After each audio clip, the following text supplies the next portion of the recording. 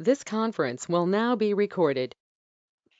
So hello everyone, welcome to our day 35 in our GCP Cloud Architecture training. So where yesterday we stopped at this understanding the various strategies and the 7 R's which Google offers. So today, once you have decided, yes, I have to migrate these VMs and I have to use lift and shift, what are the tools which you get is what we wanted to see in GCP. And you can also use third-party tools also. So if we are using GCP, it's going to be a little easier. So the first tool, which is VM to VM, basically a lift and shift, which if you were to use, you get a service offering in GCP itself called as migrate for compute engine. So this is the new name which you see everywhere.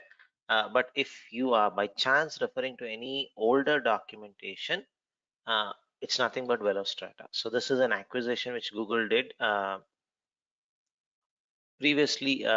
Even in my YouTube video, I had done a video on Cloud Endure. So it's another migration tool um, which was acquired by AWS. So Google stopped supporting it. So there are two migration options: one using Velostrata, one using Cloud Endure. Cloud India got acquired by AWS, so they stopped that thing in the UI. So where do you see this basically? If you were to see that migration part, if I go to my virtual machine, I guess more than 50 times we would have clicked on one specific button in our uh, 34 classes create instance, more than 50 times easily. So but we never clicked on a button which is import VM. So this is basically that migrate for compute engine option. So if I click on this, so you get a complete picture of what is this. You can migrate a VM directly from on-premise or other cloud using Google Cloud's compute for migrate for compute engine. The available sources are these things: VMware on-premise, EC2, which is AWS virtual machines, and Microsoft Azure virtual machines. So that's the main thing which you get supported. Basically, two cloud providers and on-premise, which covers most of, I would say, close to 80% or 90% of the infrastructure. One of the important thing when you are talking about migration is um, how we need to migrate. The data should be migrated. Is only the complete VM should be migrated, or only the data in the VM should be migrated? There are different options which you are going to get. And one important thing is networking, folks. So two different environments, if they were to communicate, basically cloud VPN minimum is what is required, or dedicated interconnect is always a preferred option. If a huge amount of data needs to be transferred, dedicated interconnect is going to be a good choice. So make sure the exposure on that is there. So when I click on begin import, I'll not do a complete demo. So when I click on begin import, it shows you those options basically. So where you can basically create something called as a manager, give a try, setting up the entire stuff. But basic prerequisite is you have to make sure the VPN is running, bare minimum network connectivity. So that's the first thing which they are going to ask. Make sure you have these things. So it's more like a wizard which they have done. So network connectivity is done, the necessary firewall rules is done. Now if you say yes, continue, it's going to then ask for some details. There are some migration manager, which is a version which they support. Currently 5.0 is the latest one. So they show you those options. You mentioned from which region to which region you want to migrate your stuffs. So Singapore, choose a region, zone, mention the details, and continue your migration. So basically this is how you do.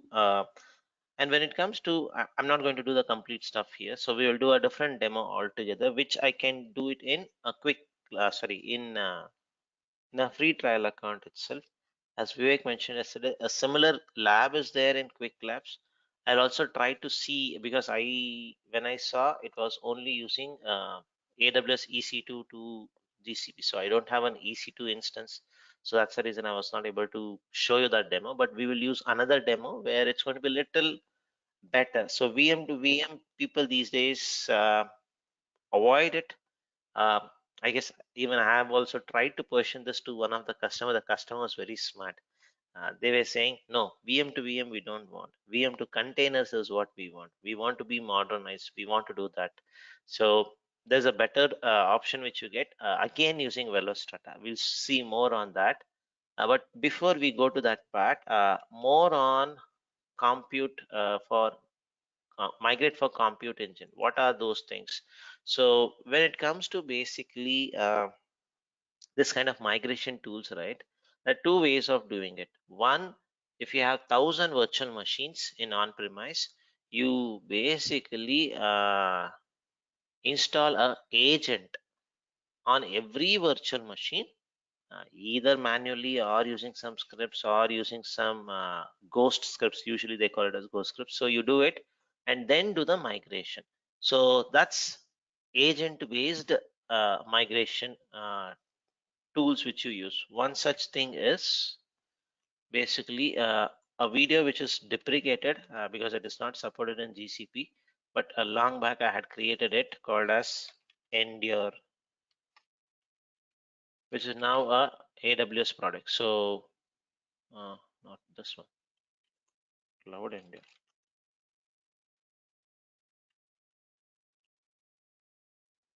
Yeah, this is the one. So uh, using a product called as Cloud Endure, where you basically install a agent in the each and every virtual machine and do it. So at that time I had an EC2 instance where I was trying to do something, so it works.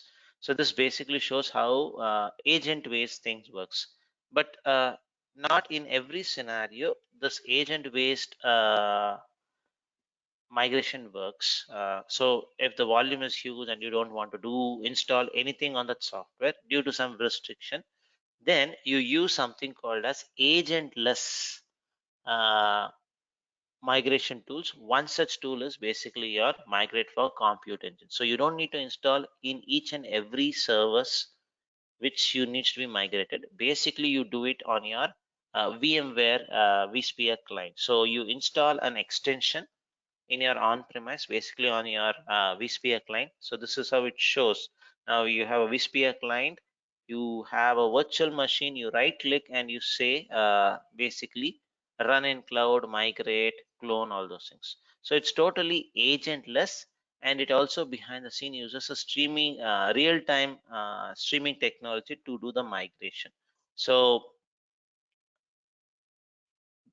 the key part is you have a VPN setup. Once you have the bare minimum VPN setup and the data are streamed, and you should see in very few minutes a VM cloned in your GCP environment in a specific zone of your choice.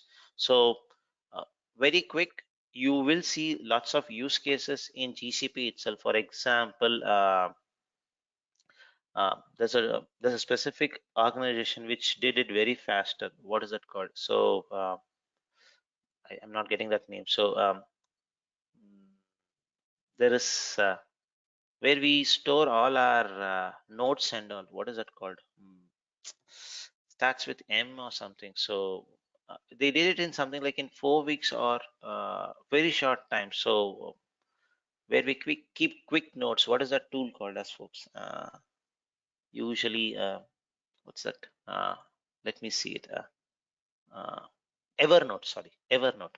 So Evernote, if you see, they did a migration. Let me see if I can pull that image, this thing, Evernote GCP migration. It was like few days is what they were saying. So let me see, Evernote migration to Google Cloud. Yeah. So this is, it is in their blog post. It's in their blog itself, where they talk about this migration, and they also talk how quickly they were able to do. Uh, we did it in just 70 days. is what it indicates. Yeah, Evernote. Thanks, Aman. So Evernote was the one which heavily used this kind of tools, the streaming tool, and they were able to do it very fastly. So because it's agentless, it uses streaming, all those things. So it becomes easy to do a migration quickly. That's one thing. And the complete architecture, if you see, it looks like something like this. So in your on-premise, you will have your vSphere. So there's going to be a plugin which needs to be installed on the vSphere client and some backend component.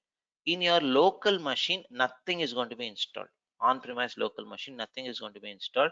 So you get all the details. Then the data gets streamed using Cloud VPN. Once it reaches GCP, in your GCP environment also, you're going to have a migrate for compute engine manager, the one which we saw in the console here. This one, migration manager. So the latest version is 5.0. It's not showing yet in the documentation. It is showing that. So you use that migration manager, and you are going to have basically two processing nodes or something. So basically you need to have a extension here also. These are called as edge nodes.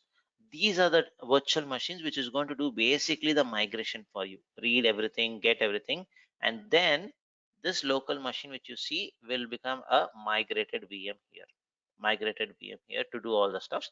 And you, as usual, have all your networking related stuffs if you want to do. The same thing applies for AWS and Azure. The only advantage in AWS and Azure compared to on-premises, you don't need to deal with your vSphere client, all those things. You don't need to have any exposure. So just go uh, provision this migrate for compute engine. There's different tool set altogether.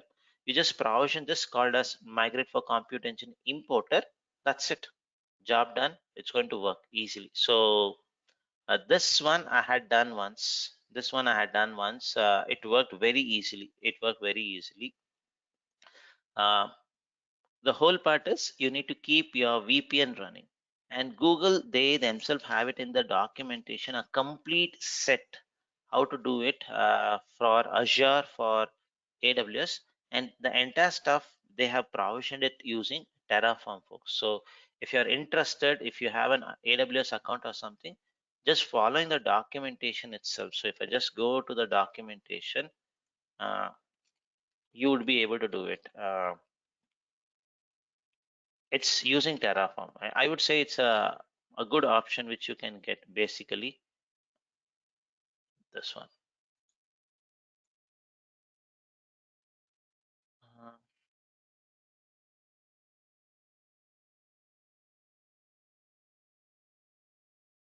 if I had an AWS account, I could have done that. Uh, but I stopped using AWS account because it's little fishy. It silently cross charges the credit card. So from that time onwards, I stopped using it. So set up a VPN tunnel. So this is the one.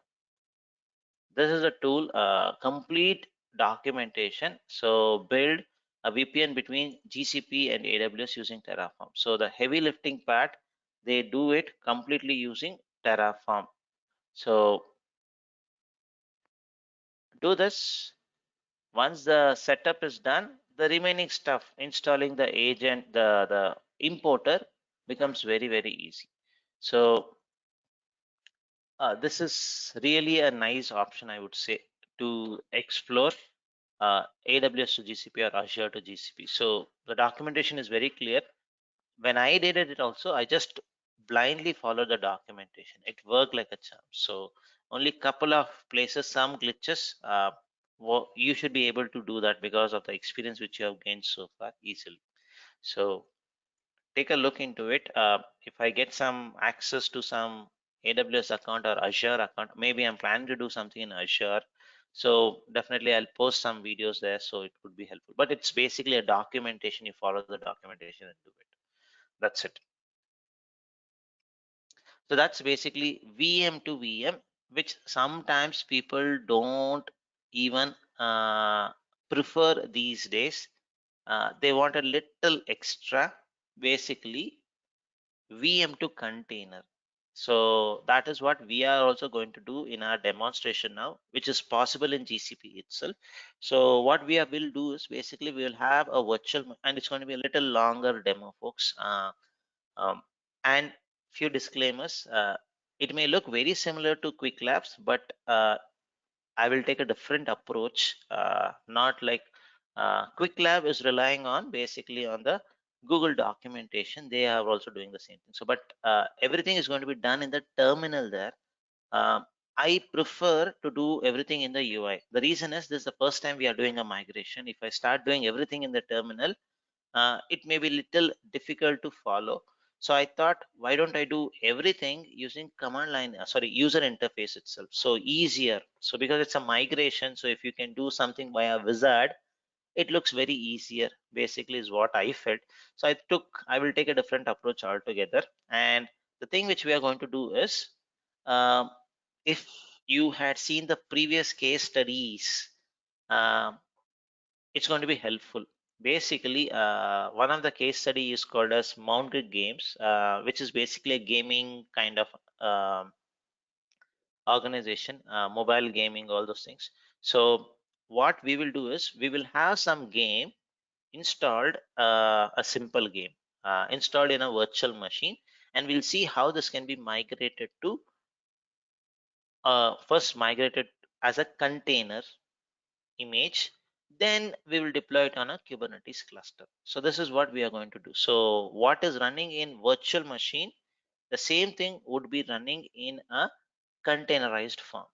And you are not going to write a Docker file, nothing. So you are going to use a tool to migrate this, and the tool is called as migrate for Anthos. Now you may ask, we are not even looked into Anthos. No need. The thing is, this Anthos word is totally overutilized or overused, is what I would say. Actual name of this was in the beginning migrate for containers. That is the name which makes most sense. Migrate for compute engine means migrate to compute engine. Migrate for containers means migrate into a container. That makes more sense.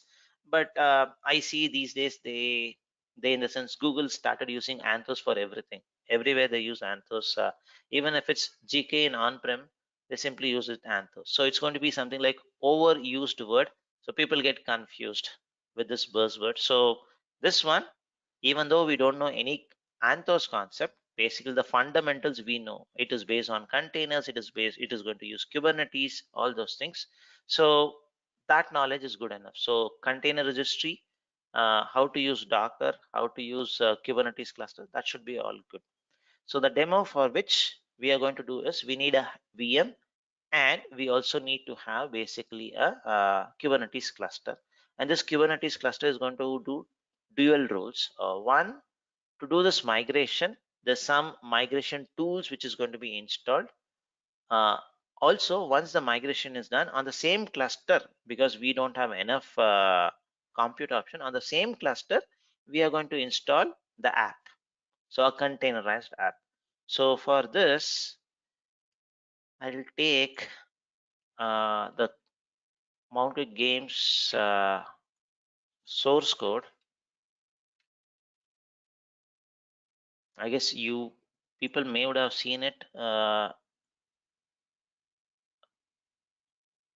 So this is the source code, folks. I have not written the code. I have usually it's a 9-year-old code or so. I just used it. Basically, what you will get is just follow this documentation. Basically, create a virtual machine, paste this in your startup script. That's it. Once you launch this URL, you will see a game running. This game, we will containerize it. That's what we are going to do. So let's go ahead and create a virtual machine, and we will use a Ubuntu machine specifically to make this work. So I'm just going to copy this startup, run out this thing as a startup script. That's it. Very simple, right? So I'll call this as game game website, gaming website.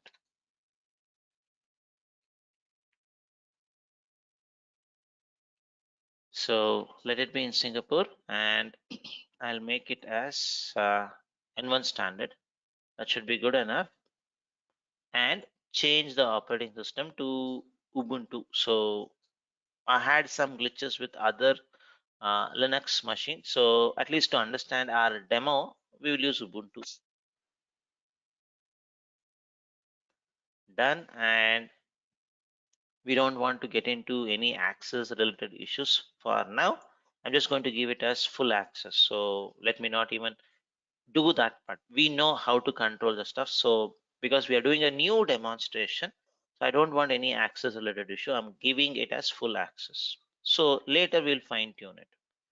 So, and this also needs to have access to the HTTP port. That's it. Expand your management and simply paste that startup script. Basically, it's going to install Git, then Apache 2 web server. Then it's going to change the directory to this location and clone this stuff, which is going to have all the necessary code for playing a maze game, a very basic maze game. That's it. That's it, folks. So for us to do in this one. So that's it. Let's go ahead and create it.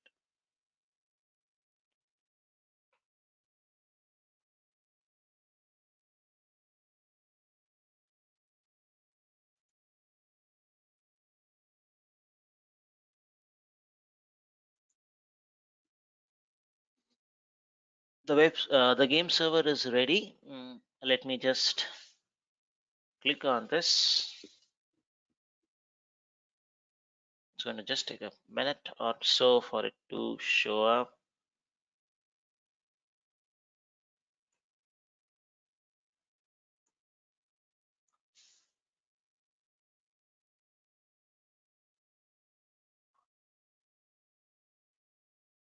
Okay, it showed up.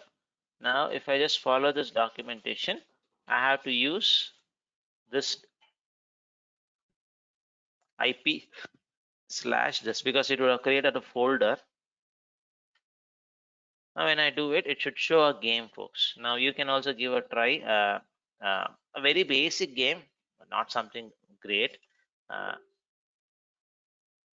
Now I can see a game working. So, but it is in a containerized form. It's not in a containerized form. It's on a virtual machine. So the whole goal which we are going to do, I crossed level 1. I'm going to go to the level 2. So this is the game which we are going to basically run in a containerized form, and we are not going to write a single line of code in Docker, create a Docker file or anything. Everything we want it via a tool called as migrate for Anthos. So that's what we are going to do. So till now is the context clear, folks? What we are going to go towards. So is that part clear? So something running. Instead of showing always a hello world example, I thought let me use something which is like a real website, a gaming website where you can see something migrated. So that was the whole thing. So all the time we have seen hello world most of the time. I thought let me do a slightly different one.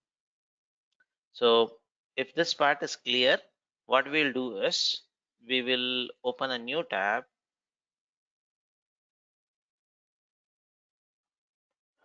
We'll create a Kubernetes cluster. So that is the important stuff. So let me create a Kubernetes cluster.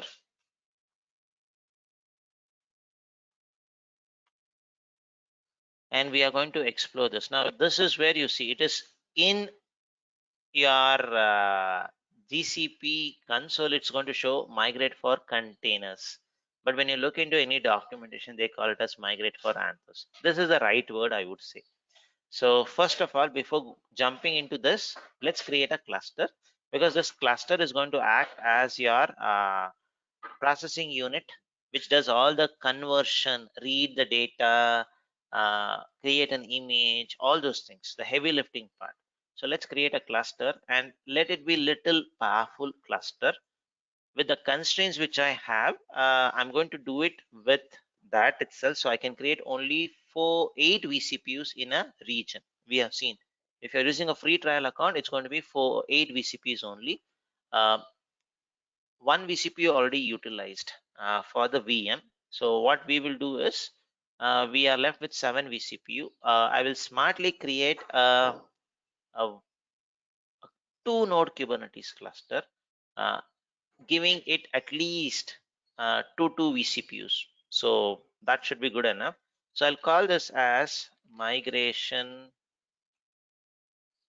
cluster plus uh, uh, that should be good enough, migration cluster. So there's nothing in the name. So migration cluster, uh, zonal, and I'll put it in the same zone.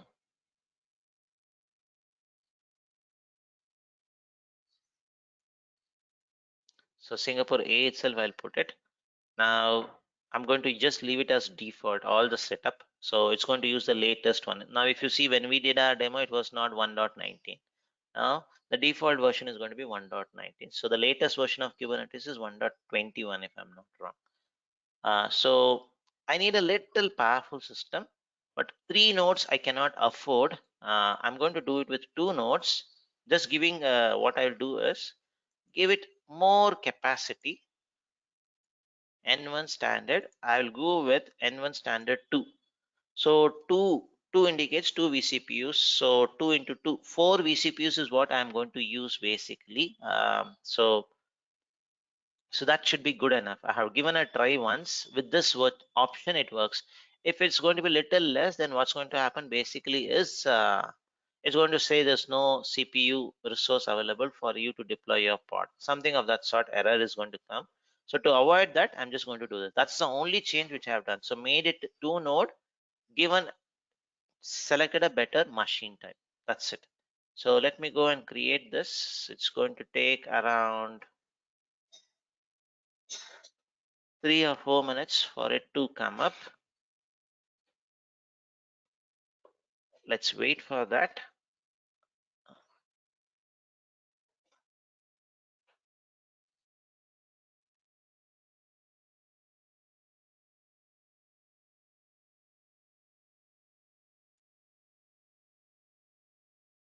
By the time this comes up, to just cover up the silence, let me go to the home screen, folks.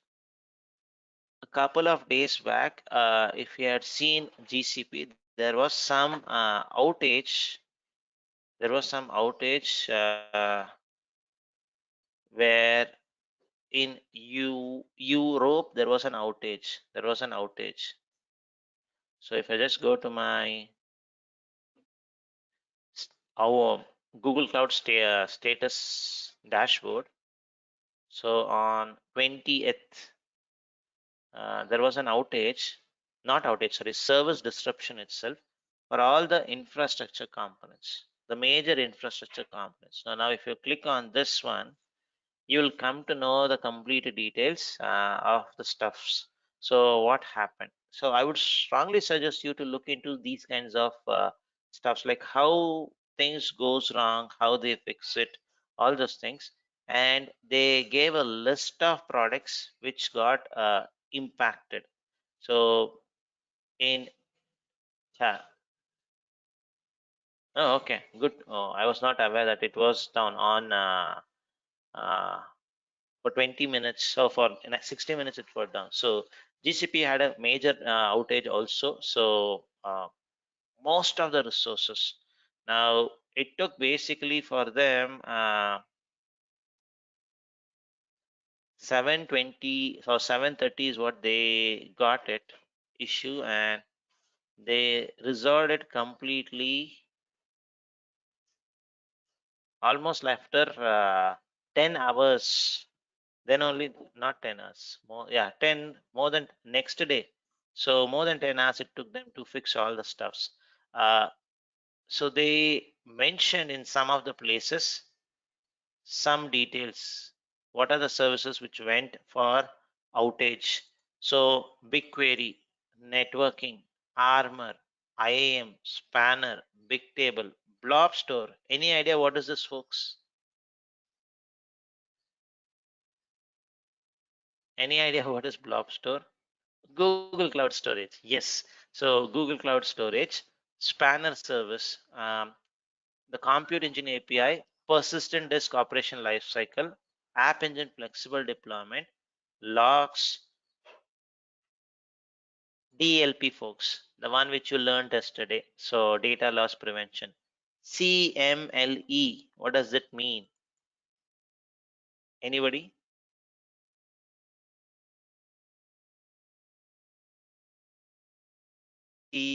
CMLE. So this is where the acronyms really come actually. So yes, cloud. Yes, Anil. So cloud machine learning engine is the one. So basically, even though it is now called as AI platform, the site reliability engineers still use the same name. So being aware of these things could be helpful. And this is also an indication, even in the exam, they may have mentioned it as CMLE. So I wanted you to be aware of this acronym. So should not lose a question, unable to answer a question just because it is an acronym. So once it happened to me, so it took me a good time to recollect what was that. So it was CBT. I was not able to get that. Later, I realized that it is Cloud Bigtable. So questions like that also can come, folks. Cloud SQL, Cloud Console itself had something issue, artifact registry, data flow, composer, data proc, data catalog. The whole thing is, as a cloud architect, when you look into it, you should be able to visualize the products which is there. Uh, I'm pretty much happy that we have covered almost every product which we are seeing, which had a infrastructure uh, outage couple of days back. So we know each and every product. At least if you ask, we can explain each and every product at least in few words. And we have done also good amount of demos on this. So the intent was not to show there was a outage. Yes, it was, but all the products which we have discussed, this is what an cloud architect should be knowing, right? What product is it? So we know what is this managed service. Both of them has gone down. So for example, blob store is serverless, BigQuery is serverless, they themselves has gone down. So there's an issue. So they have, because serverless, from the customer perspective, we don't need to do anything. So Google site reliability engineers are the ones, they are going to do it. So there was an outage. So if you can spend some 20 minutes, folks, whenever you have, just bookmark this. Have you seen the entire thing, Anil? So I have not seen it yet. I have to spend some time. So look into it. Definitely, you'll get to know the issues. So they will, sometimes they will say the root cause, what went happened. So what wrong went wrong. So spending a time on this kind of stuffs, right? You'll get a good idea, folks. What usually goes, like the last time when it had a global outage was in the last time December. It was basically due to IAM. So global IAM went down. That's the reason it had an outage. But last time the infrastructure did not had any outage. Only people who have not logged into YouTube, they can still were able to see the videos. Only if you have logged into, you had an account logged in, then it was having issue because the login process was not working. So the infrastructure was working still. So, but couple of days back, the infrastructure itself had a disruption. So this service out, sorry, not disruption, service outage itself was there. So I did not see it, I guess because it was not in, basically in any Asia, no Asia,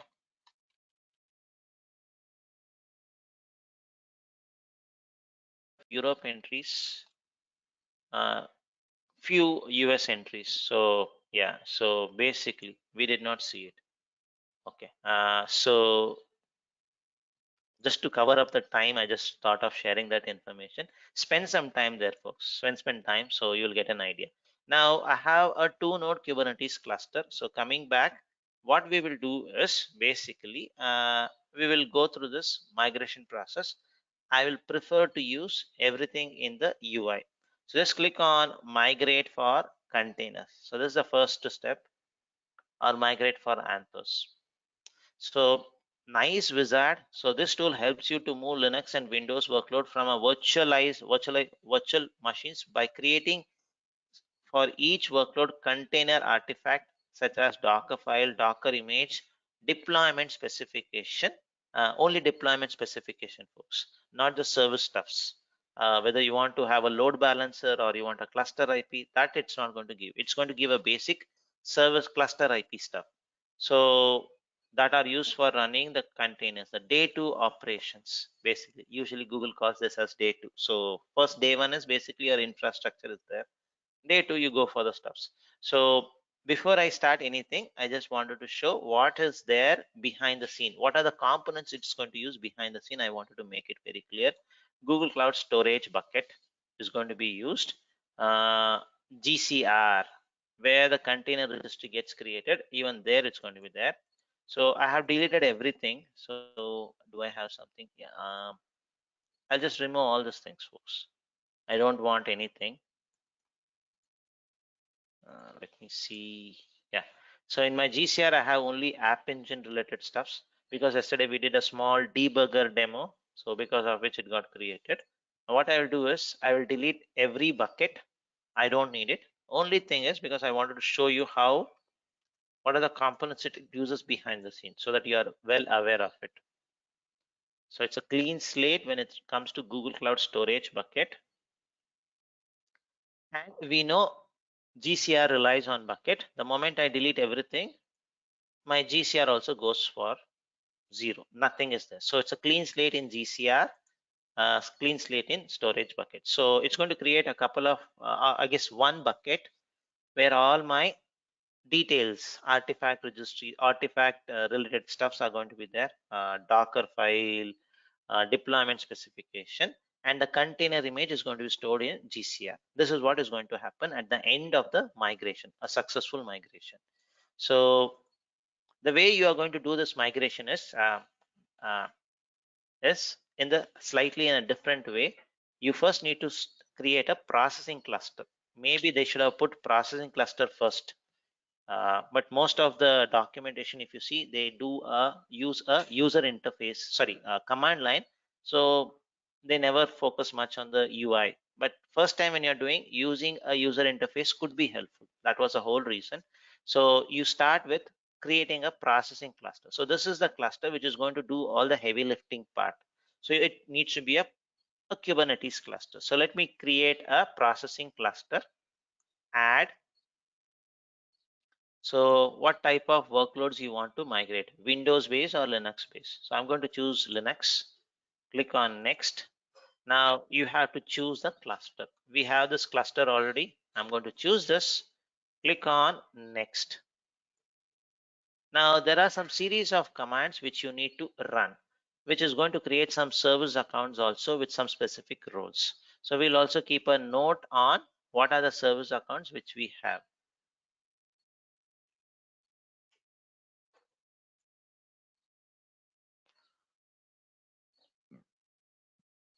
So we have only 3 service accounts. The last one which we created was our Terraform one. So if we don't need this, we can delete this also. We are left with only our standard default service accounts. So if I go to my IAM also,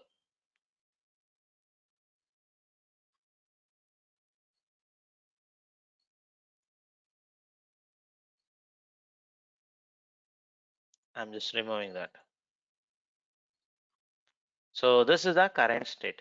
Now, what is this going to do is it's going to do basically certain services enabled to be enabled, something like service management, service control, clouds resource manager, container API, compute API, container registry API. Now, few of them could be already enabled so far, which we have done.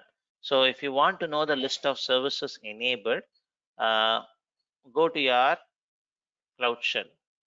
So these are the services which needs to be enabled. So let me just see whether the service is enabled or not by just running a small command. So this is like a migration, right? All things which we have learned, we'll try to put it. So gcloud services uh, list.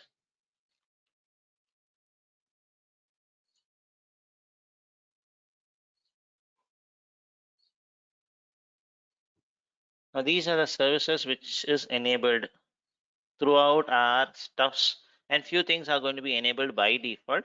So for example, the whole reason is if you do anything in quick labs or anything, just doing a copy paste is not recommended. Do spend some time, see what is needs to be done. For example, Google Cloud Resource Manager is already enabled because we have done so much in our projects. So this is enabled.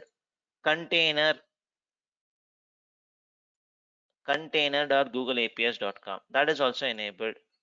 Compute Engine API, Container Registry APIs. So compute enabled, container registry enabled. The only thing which we have not enabled here is service management Google APIs and service control. So those are the things which is not enabled in our, oh, let me see, service management is also enabled. Good. Service control is the only thing which is not enabled, folks. So far with all the demos which we have done, these APIs have been enabled behind the scene. So now if a service is already enabled, if you still go ahead and enable it, nothing is going to happen. So it's like nothing. So the only API which I need to enable is this one. If I do this, I'm all good. Or if you say let's not do any modification, just click on this run in Cloud Shell. It's going to just enable it. You can also do it. So the whole intent of doing this is just wanted to show you that do some exploration before you run any command. So now everything is enabled. If you just do service list, you should see all the services which they have mentioned. So including the one which was not enabled, which was service control dot googleapis.com. Good. Now it creates basically a service account, folks. Now you see the real value of this. What and all, why we learned service account so much, why we did all those heavy demos gets really appreciated in this context. So a service account request for storing the migration artifacts, I guess there's a typo there, in the cloud registry and Google Cloud Storage. Create a service account. So I mentioned, right, using this service account, it's going to write something, basically your artifact register details into a Google Cloud Storage bucket and GCR. So basically, a role which is going to be given to it is going to be something related to storage admin kind of a role. So run this, create a service account.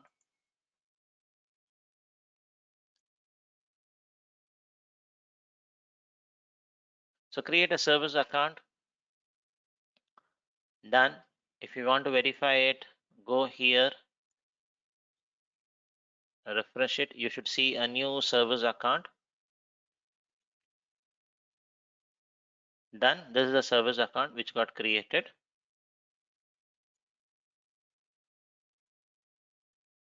After the service account is created, you need to give a role. What is this role we are going to trying to give? So add IAM policy. Remember our cloud IAM session? It's the same thing which they are also doing here.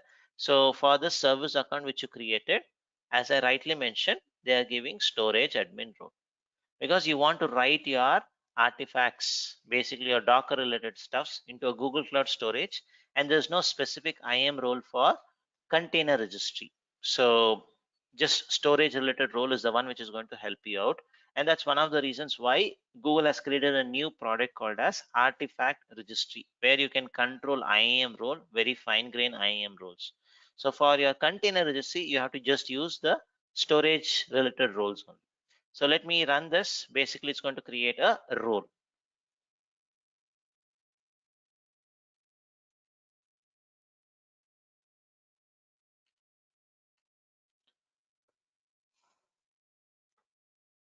Done. So it would have got storage admin role, meaning if you go to your IAM,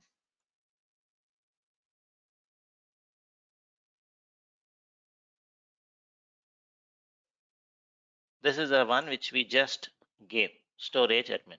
Done. The next step, add the required permission to grant access to the container registry and storage. So that is done. Sorry. So this is done. Storage admin we gave. Now migrate to containers. This one. software requires a key to use the service account, create and export a key by running this command. So we never did this command. We always generated a key for a service account by directly doing this manage key and add a key or create a key. This is how we did it. Now, first time we are seeing a command about creating a key. So gcloud im service account keys create. So it's going to create a key and it's going to keep it in the local machine itself where you are going to run it. So since I'm going to run it in my cloud shell, so let me see, is there any file? So I don't have anything called as sa.json. So the moment I run this command, it's going to create a key for me.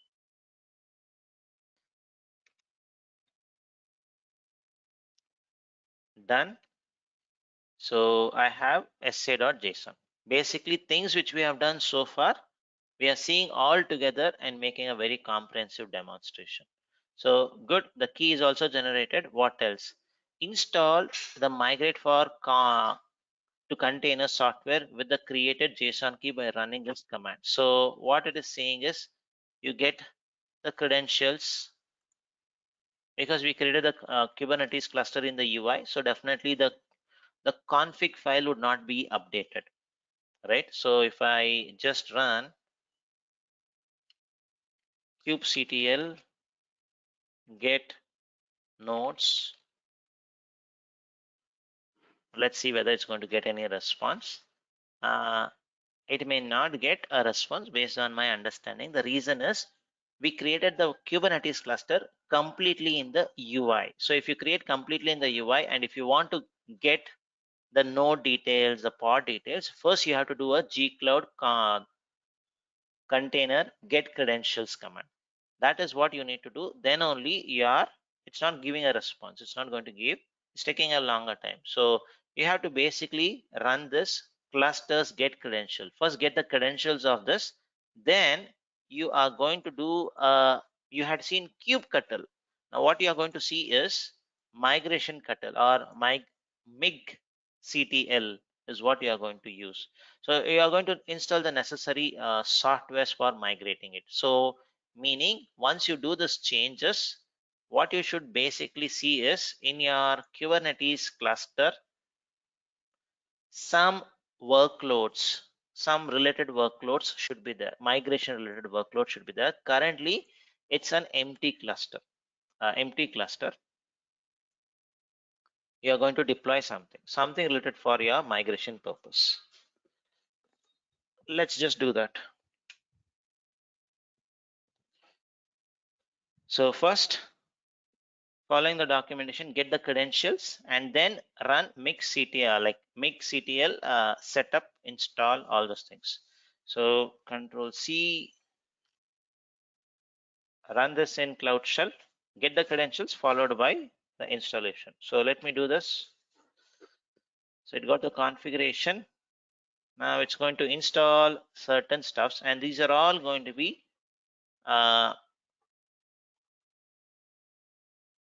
the components which is going to do installation into our Kubernetes cluster. Done. So it is also going to say, please run mixctl doctor to validate the installation. Before I do that, I wanted to see what is going to happen to the workloads. So how many workloads has been installed? Now you see certain workloads, folks. So one is already done, few are still going on. So it's going to take a couple of minutes for it to completely come. So if I refresh it, I will see the stuffs soon. And what is V2K means VM2 container. That's how it is called.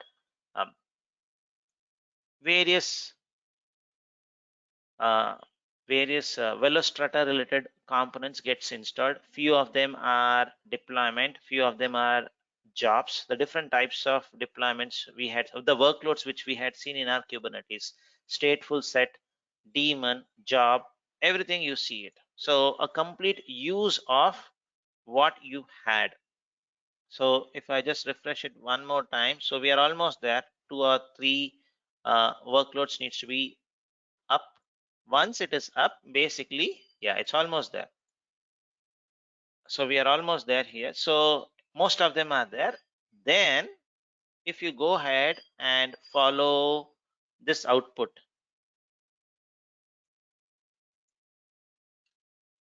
mig.ctl doctor, just to see everything is working fine or not. It says deployment good, docker registry good, artifact registry good, source, there is no source which you have done. So from where I have to migrate, that you have not mentioned, so that is okay.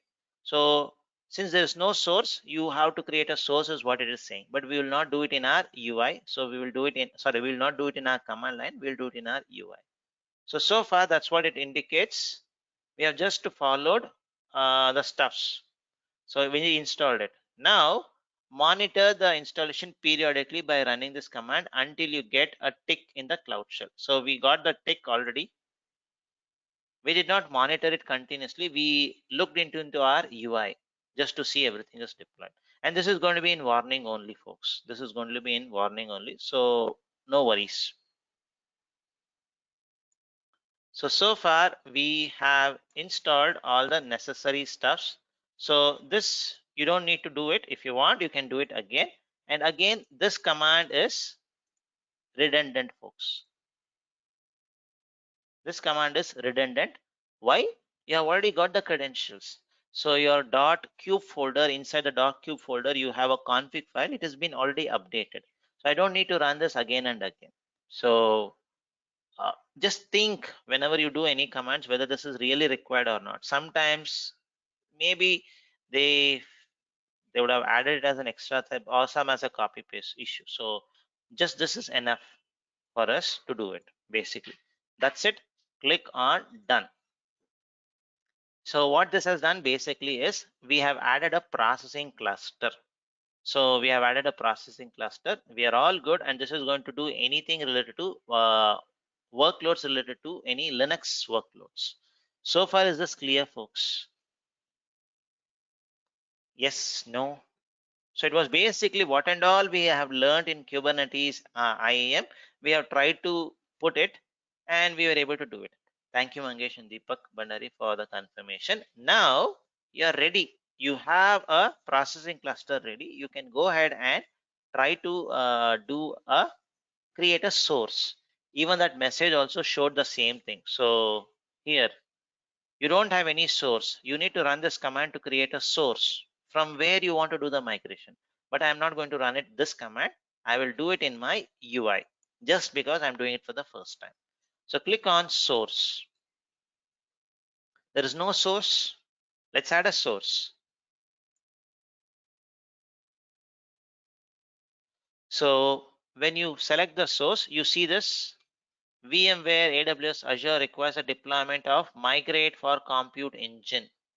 So meaning you can also club migrate for compute engine plus migrate for containers together, and from an AWS instance, if there's a virtual machine, you containerize it and bring it. That is also possible. I did this once a POC. So both can be clubbed together. Now I'm going to select my processing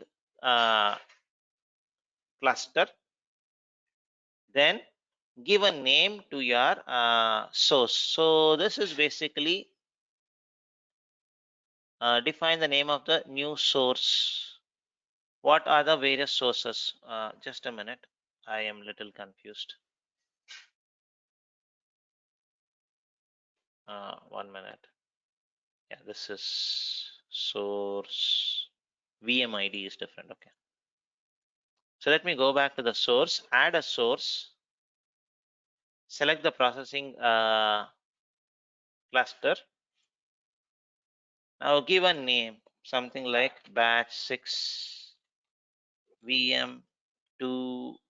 I will do this VM2 container. VM2 container, and these are the types of workloads which can be migrated. A compute engine which is in GCP, a compute engine which is in or a virtual machine which is in on-premise. So using VMware you are going to do. The next two things are using AWS and Azure. So the whole reason of doing it in the UI is you can get this good look and feel when you're doing it for the first time. You get some idea.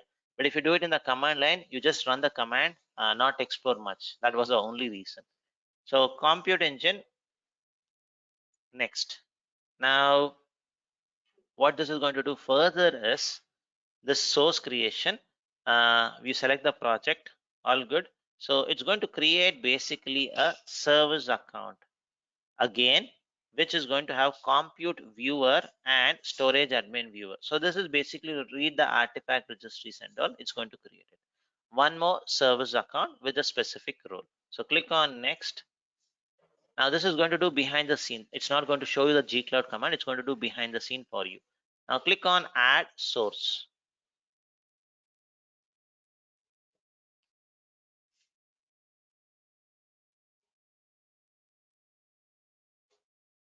Yeah. So two stages we have successfully finished it. We have the processing cluster successfully created. We have the source added successfully, all good. Now if you want to see what has happened behind the scene, going to your service account, you will see one more service account created. And whenever you do any demo like this, new demos, please make sure you do the same thing. So this is a service account. What was that role which was given? And you see Google uses some of the best practices with the name migrate for container compute engine access. If you look into the row, the IAM role which it has got, it's going to be storage viewer and storage admin and compute storage admin and compute viewer. So to be very frank, I never seen a role like this, folks. Let me just see this out of curiosity. Never seen a role like that. Do we have a role like that? Oh, okay. What is this going to be? Basically, okay. In the compute engine, the storage related access. Okay, good. So, and this is the whole thing which I wanted you to do even in the future, folks. That exploration. What is this? Whenever you start doing it, we were doing migration, but we have learned so many things now. So when you're creating a Kubernetes cluster in the UI, the connection you have to do it. You have to get the credentials, otherwise you will not be able to connect to the Kubernetes cluster. Something new, storage admin, compute storage admin. We never saw. We explored it. So this is how your learning is going to be continuously done. So we are all good. Now let's go to the migration step. Now this is where you will again learn something new in your virtual machine stuffs itself. So let's create a migration. Let's give this as batch 6 migration for container demo. That's the thing. What's the source? The one which you created. That is the source. Now the OS Linux, this is an important thing. VM ID. This is nothing but your VM name, folks. So you have to go and get the VM name and add it here. So for that, let me go to my VM.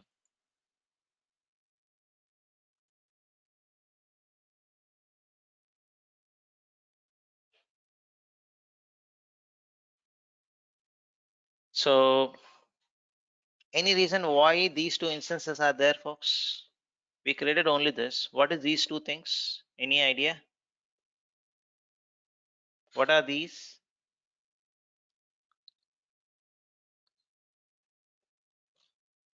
I remember only this. What are these instances, folks, called as? Anybody? The Kubernetes worker nodes. Correct, Ankit. So, so we created a 2-node Kubernetes cluster, right? Those things are what has been shown here. Now I have copied the name of the VM. I will go here and add this as my VM ID. Now the last step in the migration. So migration intent, how you want to migrate it. So there are 3 different options: image, data image and data. So if I just mouse over on image, what it shows, used to extract the application and the user mode system into a container image. So what are the applications running in it? Apache web server, those kind of stuff. So it's going to get that image. You don't need to include the persistent data or the configuration. That's what it indicates. The second type of migration is going to be when a desired when you use when the desire to extract only the data portion of the workload into a persistent volume in Kubernetes.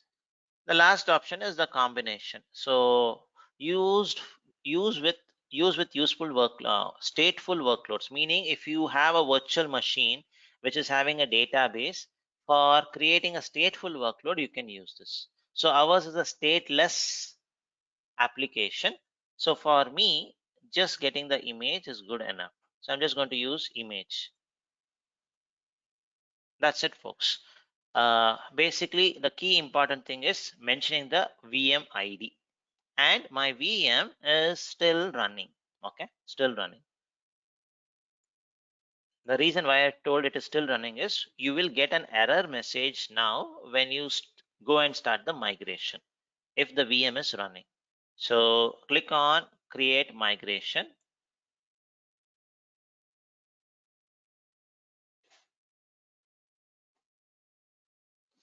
It has started. Now I get a message. What is this, folks? Retry the plan. VM should be stopped during the process of disk snapshot creation. So it's creating a snapshot. So during this, it is expecting the VM should be shut down. So basically, there's going to be a downtime when you're using this purpose. So I just wanted to make it very clear. So the VM should be stopped because it's going to take a snapshot. Let's just verify what is really going to happen. There's no snapshots. Oh, snapshots are there. This was created by when? Oh, long time when we did it.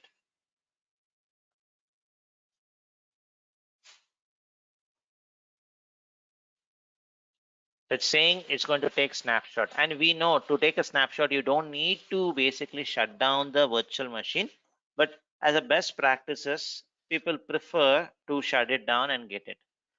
That's what even here it is trying to do. It's going to keep retrying it.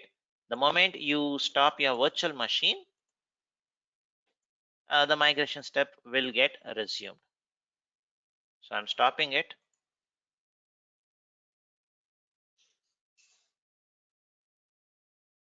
Now in a quick lab, they just mention it needs to be stopped before doing it. So I did not do it that way because I wanted to show you what will happen if you don't do without stopping. What is the error which you get?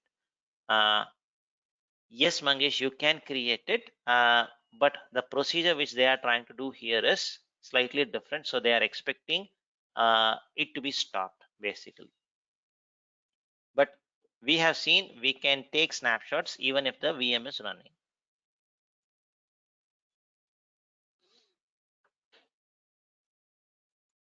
Custom image is what you cannot create if it is running, the VM is running.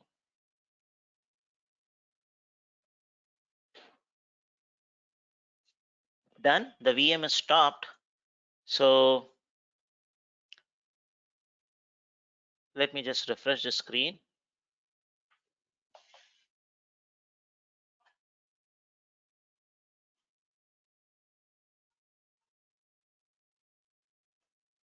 It's going to keep retrying, and once the VM is stopped, it should start the migration. So let me click on this. So same message, let's just wait.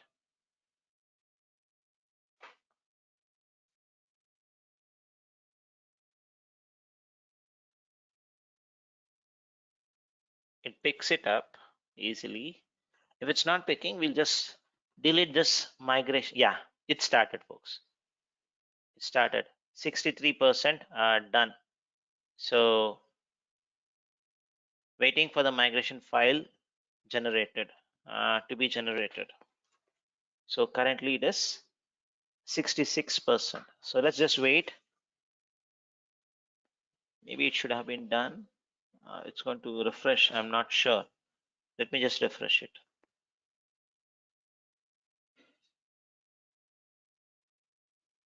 still going on. You can also see it. So what is basically happening is behind the scenes, some artifacts, all those things are going to be generated. So events, these are the events which is happening. So let's just wait for it to finish this. Done, folks. It has created a plan, a migration plan has been generated. What's the next step? So this is where I really like the UI, folks. It was very self-driven. So after you do the migration, now you first created the cluster, processing cluster, created the source, then the migration. So now you have a plan ready. So the next step is review and edit the migration plan. So let me go and review it. Now this is my plan. Now here what it's going to basically say is what portion of your data needs to be taken basically. So you have a virtual machine. So it's going to say by default /etc/s fs tab boot temp /where logs. These are all things. Please don't take it. Exclude it. Don't take this part when you are creating it as a image. Then it's going to say what part needs to be taken. So apart from this, everything else is going to be taken. So remember our code where it is running /where/ww/html. It is inside that folder, which is not even excluded here. So that is good. So, and it's going to create an image with the name like gaming-website with the same name of your virtual machine. So if you're all good with this, if you're all good with this, and you can also edit it basically, you see you can edit it. Now you can also mention how your deployment should look like if you want basically. For any YAML changes, you can mention it, edit and save if you want. If you want to further fine tune it, what and all you want to disable when you are containerizing, you can do it. So basically this is the plan. If you are happy with the plan, so I'm going to just leave it as default for now. So if I'm happy with the plan, go ahead and generate the artifacts. The artifacts are your Docker file, your image, the deployment specification, the Kubernetes deployment specification, everything is going to be generated for you. When I click on save and generate artifact. Before I do that, just wanted to show you what is the current state. Nothing is there in my storage. Refresh the browser itself.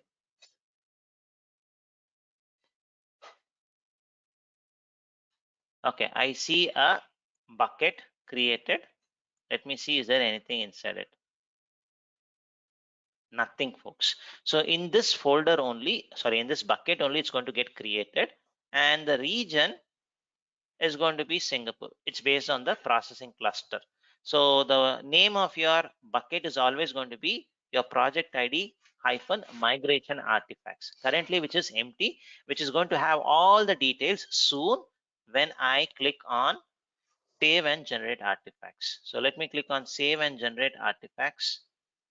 This is the part which is going to be the most time consuming process, uh, generating the stuff. So it's going to take around 5 or 10 minutes basically, but we'll not take a break, folks. We'll see this completely and then take a break. Okay, so we'll finish this. Maybe we can take a 15 minutes break today. So but I wanted to show you completely in one stretch the entire stuff. So let's just wait for it.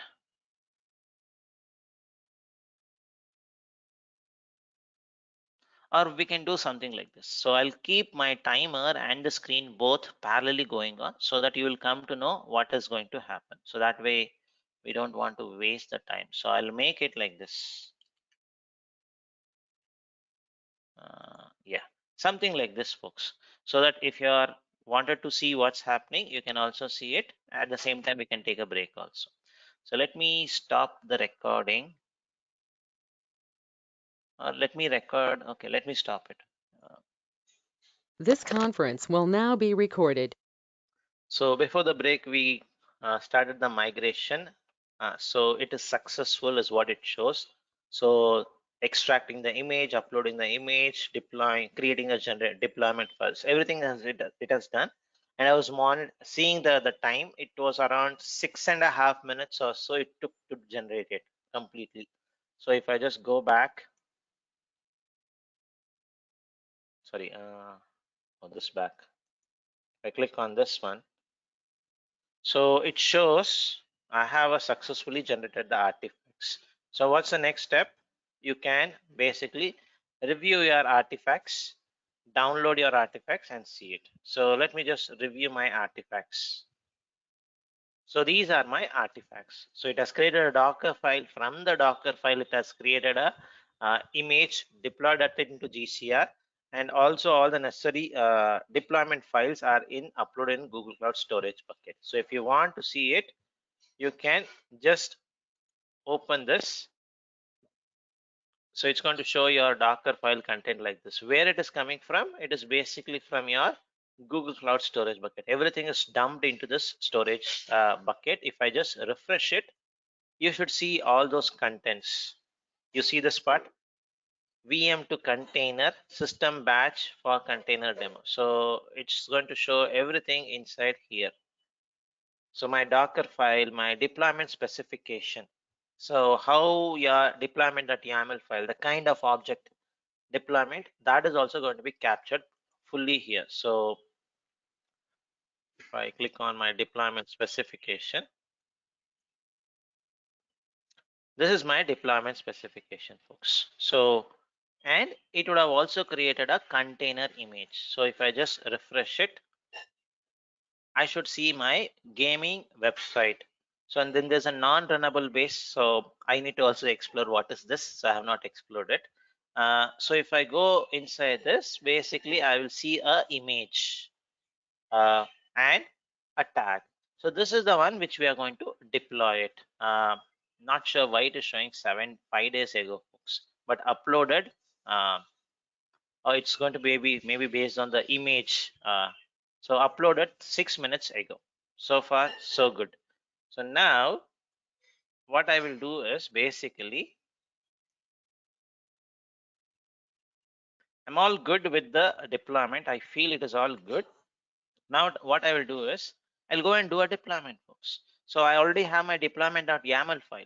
So why don't I use that and do a deployment? kubectl apply -f deployment file. That's it. Deployment.yaml file. It's going to do a deployment for me. So when I do that deployment, I should see a new workload in my workload section. Something like with the same name. What was that? Game-website. You would see a new entry like this. Similarly, if you want it to expose to the outside world, you create a load balancer of type load balancer. You should be able to access it. That's it. We are almost in the finishing stage. So what I'll do is I'll launch my Cloud Shell. I'll launch it in here.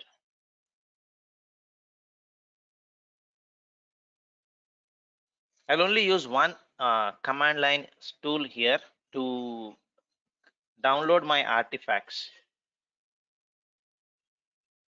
I'll create a folder called as K2V2K.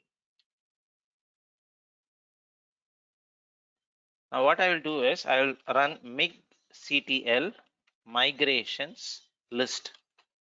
It's going to show the list of migrations which I have done. So I have done only one. Basically, all are successfully done. I'm going to get this name and run a small command. Now I can just go to my Google Cloud Storage bucket and do gsutil copy everything. That is also going to work. But I thought let me show you one more command here. Get artifact. This is the artifacts. So it's going to get me all the necessary artifacts. Authorize it. Basically, it's going to query the Google Cloud Storage bucket and get it. So everything is copied.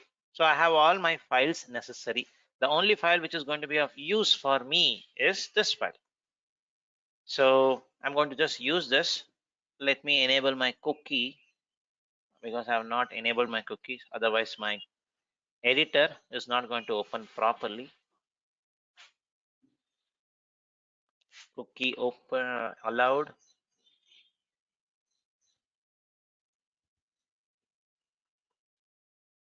p2k.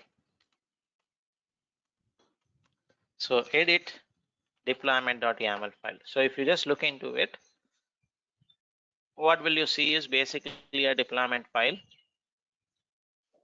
A kind of object is deployment. Um, the version of migrate for Anthos version or migrate for containers, they are not so consistent, so they are using it differently in different places. Migrate for containers in the UI, migrate for Anthos in the command line, so that's okay. So one replica it's going to create, and what is the image? This is the image, this is the one which it is going to be using. It just created it. So that's my deployment.yaml file. Now, there's also a service, a basic service which is going to be created, cluster IP. That's it. And our Cloud Shell editor has found out a issue in the YAML file. What is this? It is expecting you to write few more setting here. So it is showing this error. It's not valid. So either you remove this line, it is going to be a valid YAML file, or you add some extra content, maybe add one more service component. Basically currently if you see, it is going to be of type cluster IP, but I want my gaming application to be accessible by everybody. So what will I do? Basically I have to add one more service type of load balancer. I don't remember the syntax, so I'm just going to just do this one, service dot yaml. I just use the same trick which we had seen, the auto completion stuff. So generate a service. You have to give a app name. What is the app name? Please refer to your deployment.yaml file to get your app name. So app name is same as my VM's name. So just copy this, paste it. Then you are going to create a new service, and this is going to be of type load balancer. And our load balancer, our Apache web server listens on port 80. So I want to run it on port 80. So this is my new service.yaml file. Copy this. Maybe here, if you add it, that warning message or that error message in the validation is going to go off. So basically I'm going to create a cluster IP. I'm not even touching the deployment which has been the configuration which has been generated by the system. I'm going to add one more configuration basically to create a load balancer. That's it. So now let's go ahead and do our standard command kubectl. Before I do kubectl, let me see whether I can connect to it. Yes, it is working. So let me also put here. So as many times we'll try to run Kubernetes commands. Kubernetes get pods SVC, the service. So currently the default one is there. I'll put it in a watch mode. Now we have our deployment specification kubectl apply minus deployment dot this thing. So the website created, service, two services created. So that's what you see it here. So only the external IP address is pending. Once it is up, we should be able to access it. Let's see whether we will be able to access it or not.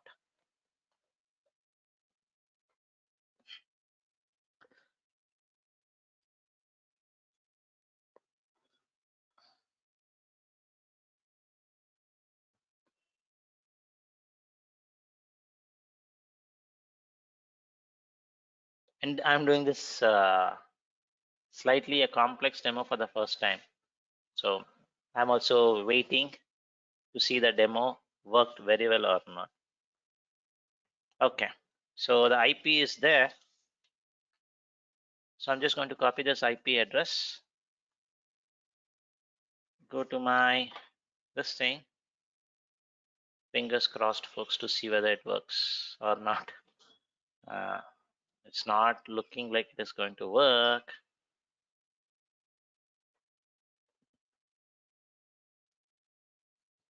Okay, at least this page is working. Very happy. Now, what was the URL which I used? Mount Grid Games.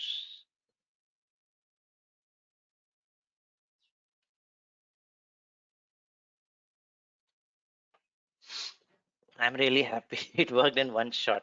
So this is the URL, folks. So if it's compute engine, the API, the URL is going to be, I have shut it down. So let me start it. If it's compute engine, the URL would be something like,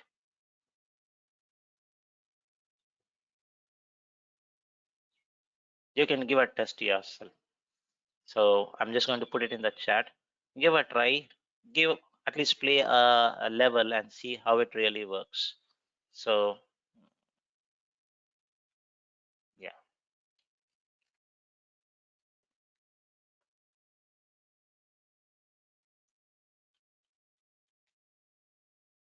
this is your compute engine URL, folks, and your GKE related one is this one. So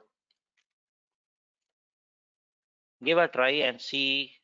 You will not see any difference. So you just use your up arrow. I'm using my Kubernetes, the containerized workload, and I guess I'm good. It's playing well, but it's a stateless one. So if you just refresh it, you will come back to level 1 again. That's it, folks. So that's something which I wanted to share you a demo on migrate for containers, which is sometimes called as migrate for Anthos also. So hope you are able to also see the same stuff at your side. Now, if I refresh my workload, I should see that workload, this one, in a namespace, default namespace. Any questions so far on this part, folks? Uh, on the entire approach which we took. The whole thing was a workload which was in Windows, sorry, on a virtual machine, we containerize this. This is basically called as modernization. So maybe this could be a two-step process. Something was there in on-premise. From on-premise, you brought it to GCP virtual machine. Good. Lift and shift, you did it. Now you want to containerize it. Then use migrate for containers. You are now in containerized, you are using a containerized workload. So this is basically modernization. So let me just stop here for any questions from your side. A modified version of what you see it in your documentation and in your quick lab basically is what I tried to show you. I did not want to show a same boring hello world, so I thought I'll use an application to do it. Yes, no, clear, not clear, anything, any concerns, questions, let me know, folks.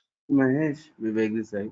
Yeah, Actually, this is the demo for one machine. Is there any way, means any tool that we can that does it support migration in bulk, like complete inventory? Because Velostoter do provide a facility that you can provide a subnet, and that all the VMs of that particular subnet, it will show you the inventory which is suitable for migration, which is not suitable, and then you can start a wave.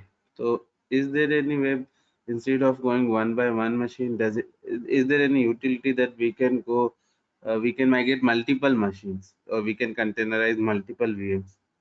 Just okay, good asking. question. Yeah, good question. So here, it's going to be currently basically based on my understanding. If I go back here, uh, thank you, Deepak, saying for it's clear. So going back to the question which Vivek asked, so can we do multiple basically? So for example, what Vivek is asking is, to put it in very simple terms, one, two, okay, I have one more VM I can create, six. Let me just create one more. Uh,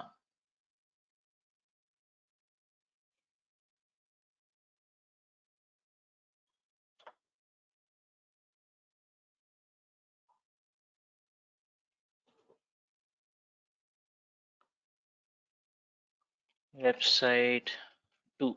This is my website 2. I'll make it N1 standard 1. Now, I've not tried with other operating systems. That's the reason I'm using Ubuntu. I'll also check this. So I had some issue when I used Debian. So if I have another website, so this time, again, maybe Nginx we can install, or I'll go with Apache itself. Install Apache 2 -y.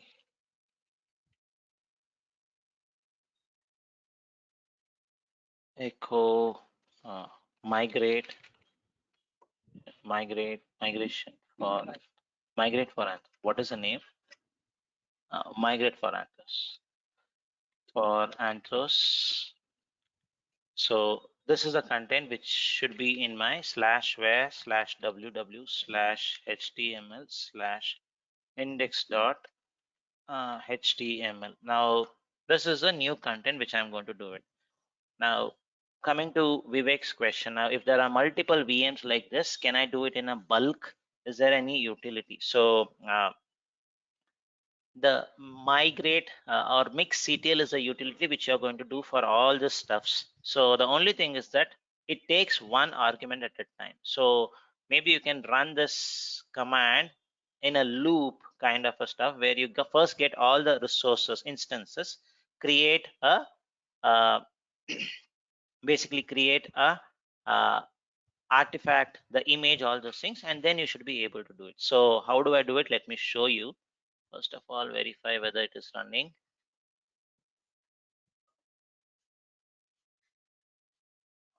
Okay, this is the content which we had made it.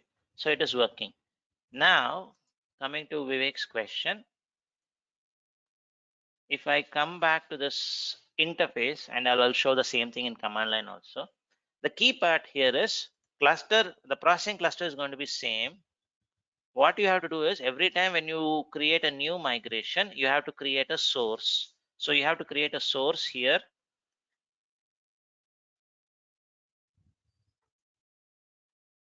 Oh, source also not required. 1 minute.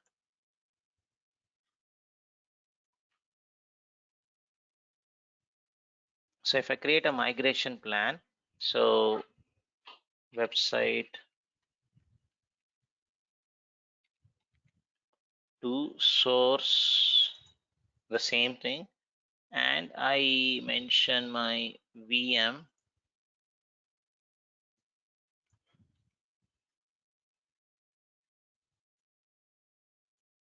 Now there's a equivalent of a G-Cloud equivalent for this. If we run this, then we should be able to do it for bulk basically. So, but this command basically takes one argument, one image ID, or sorry, one virtual machine ID only at a time. So the same thing, if you want to run it in a loop kind of a stuff, then you can do it in a bulk, is my understanding, Vivek. So I have also not explored to that great extent, but I feel if you can run this in a loop, you should be able to do. So now if you have 10 VMs, all 10 VMs, now all 10 VMs have to be handled differently, right? So you have to definitely run the migration 10 times, but if you want to do it in a bulk, run it in a loop, it's going to work out basically. So a simple bash script in a loop, running it, get all the lists. For example, you mentioned all the VMs in a specific subnetwork. Now I can just run a small gcloud command to list me all the VMs in a specific subnetwork, get all the list, then use that output as an input to mixctl command to generate your stuffs. So it is possible.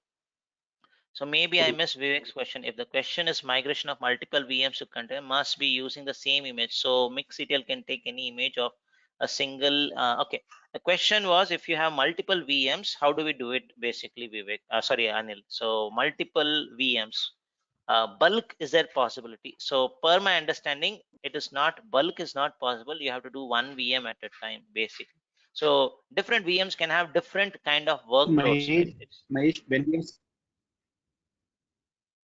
So Mahesh, when we are saying multiple VMs, right? So all VM must be using the same image, right? So since we are talking about migration to container, so it should be so if we have multiple VM, then any VM image can be used. So why there is a need for multiple? So I'm not sure. Come Maybe I again, come missed again. to No, understand. no. Thing is that no. So when we are So saying we have multiple, yeah, VM, right? So all VM hmm. must be using the same image underlying, right? All When the you mean software on that image, particular. what is Okay. this? This is Okay. container So image or the kernel? no. When we are saying we have multiple VM, right? All the software Hmm. installed on those VM will be Hmm. same, right? Not necessarily, right? For example, this was for my website. Maybe this is my gaming website. This is my normal website. So here I don't have Node.js.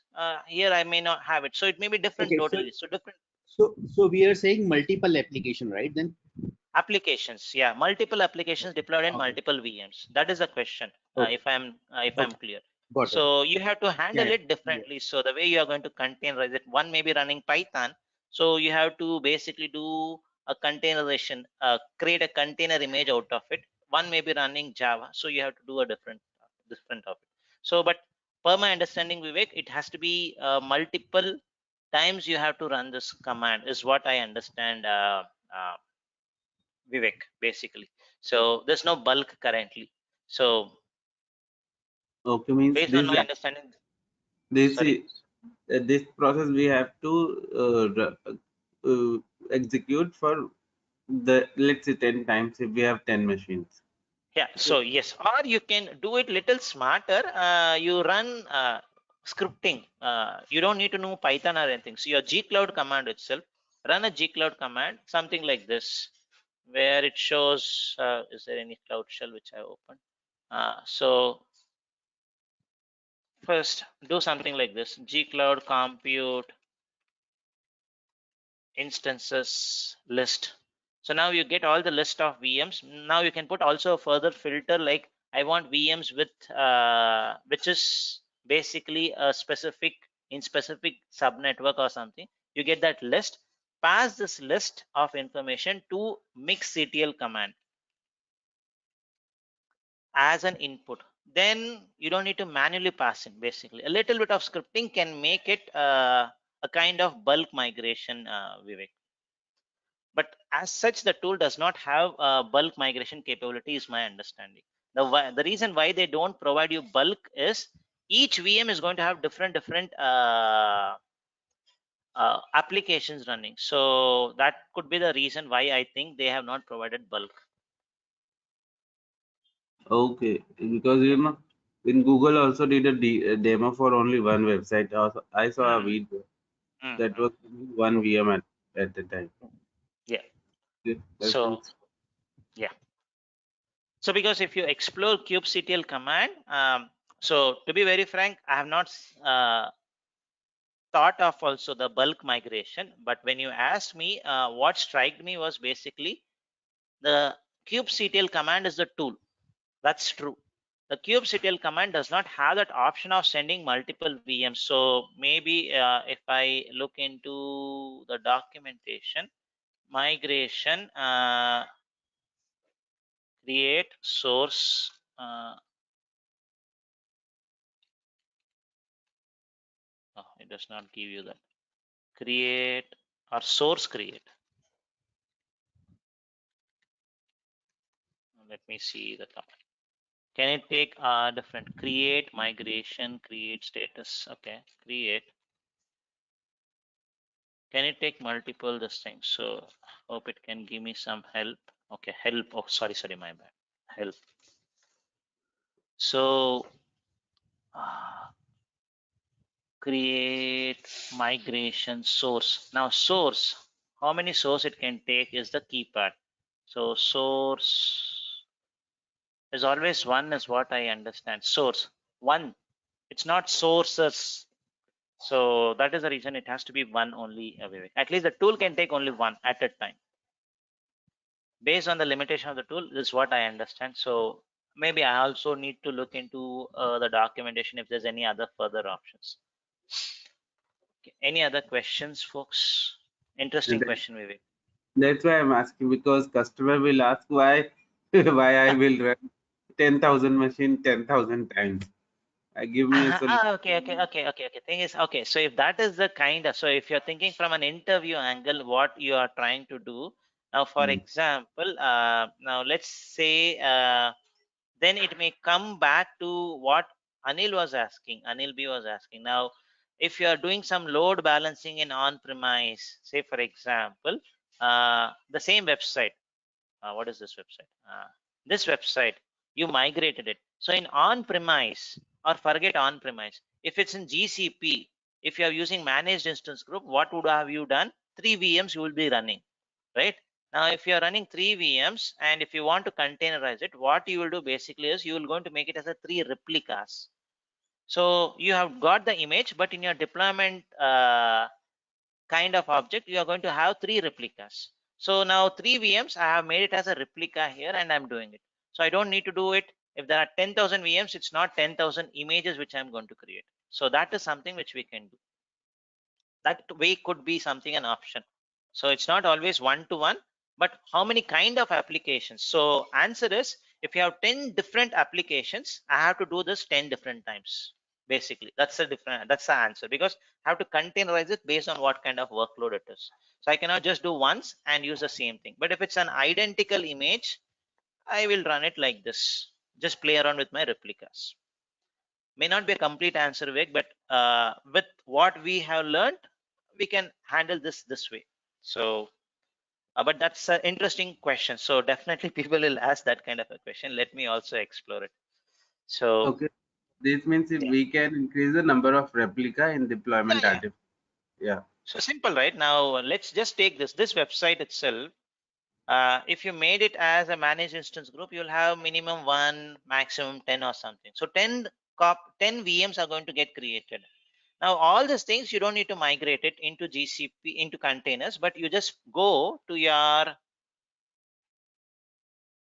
workload.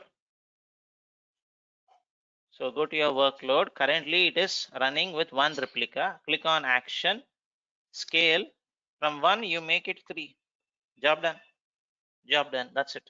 Same content. So load balancing is going to happen. So now what you're doing basically is, at a pod level, you're auto scaling. So that's the whole concept, right, of containers. So we wanted to do first at a pod level, then we'll go to the node level. So the same thing applies here also.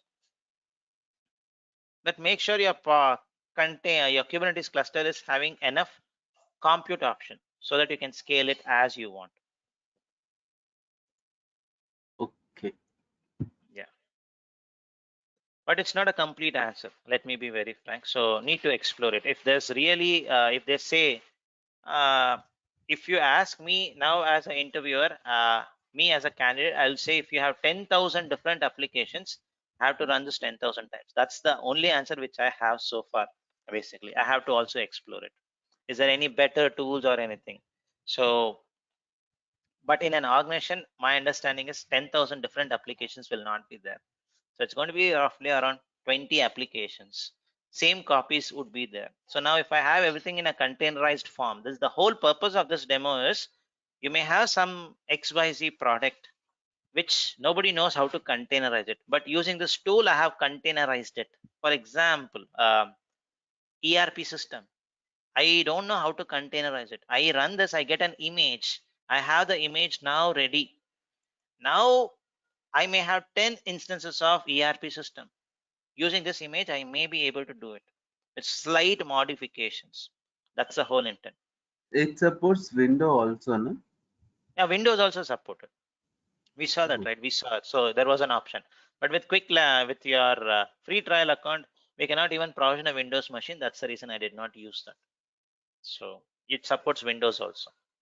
So when you go here to your processing this thing, the cluster, when you create the class processing cluster itself, it asks what kind of workload you want to do. So it supports Windows. All right. I'm really happy the demo worked in one shot. So if there's no questions, folks, I'm going to delete it. Any questions further before I delete it? No questions? Okay. So I'll just delete my websites.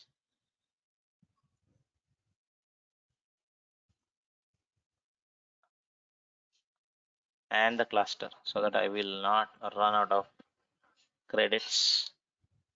Done. So moving back to our slides,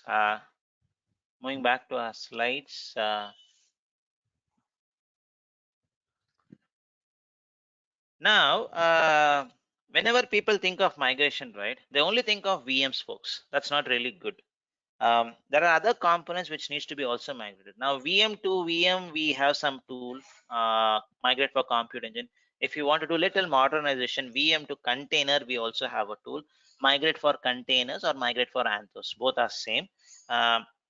Apart from VM, do we have any other tools? The tools which we have, you may think of a bucket, AWS bucket, Google AWS S3 bucket, or Azure Blob Storage. If you have anything of that sort, if you were to do a migration, you can use our transfer service for cloud. We have already learned it. So you can do this. Now, similarly, if you have on-prem to GCP migration, use your transfer appliance or also use something called as transfer service for on-prem. So you have those kind of tools. Now this is the data part, not a VM. That is the data part. Now we have already learned this during our class. So if you are interested, if you have a, AWS account and if you want to do an S3 to Google Cloud Storage bucket migration, I had a video almost created 2 years back.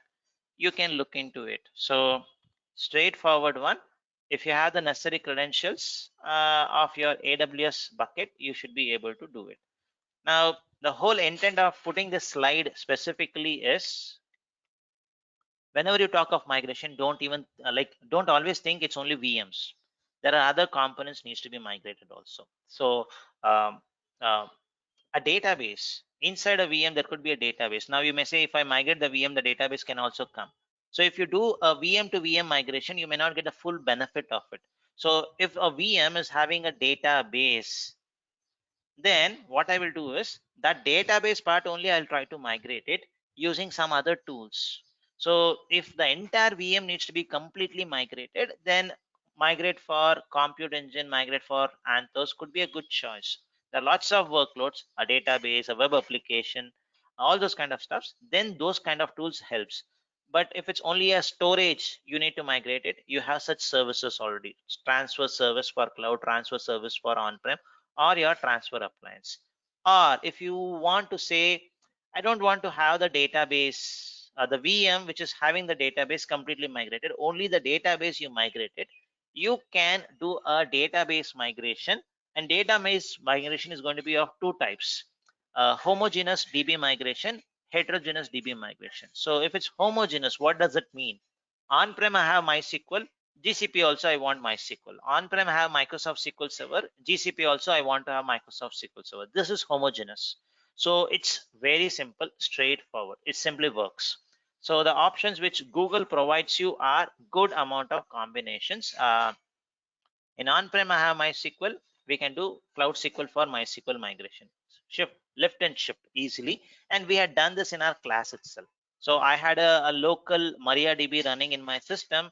We just use a couple of small script, MySQL dump, then use gsutil command to upload the file to a Google Cloud Storage bucket. From the Google Cloud Storage bucket, we imported the data.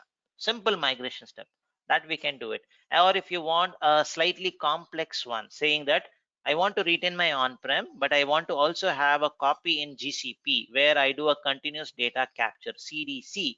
You have some sophisticated tools which Google has launched a few months back called as database migration, which is totally a serverless one. So you don't need to create VMs or anything. It's serverless mode.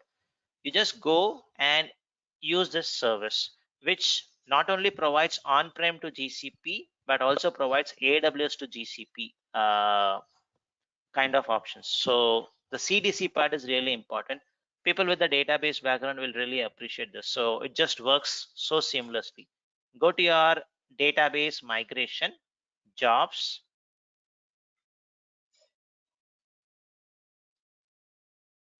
Will not do a demo. I just wanted to show you that CDC part. So click on migration jobs. This was not there. So now you can leverage it. Not sure whether this is updated in the exam. So give a name, details, what's your source engine.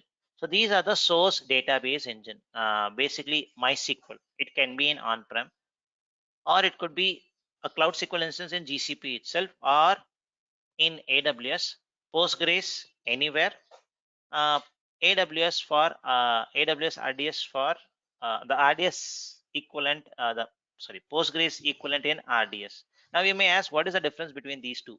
So maybe if you are using RDS, the way the APIs are going to be used are going to be slightly different. If you normally use a Postgres, it's going to be a very standard one. That's the difference. So you choose the source and the job type. This is the most important thing. One-time migration we did in our class was a one-time migration. So get your data, get a dump using this tool or using your normal utilities like MySQL dump, pSQL dump,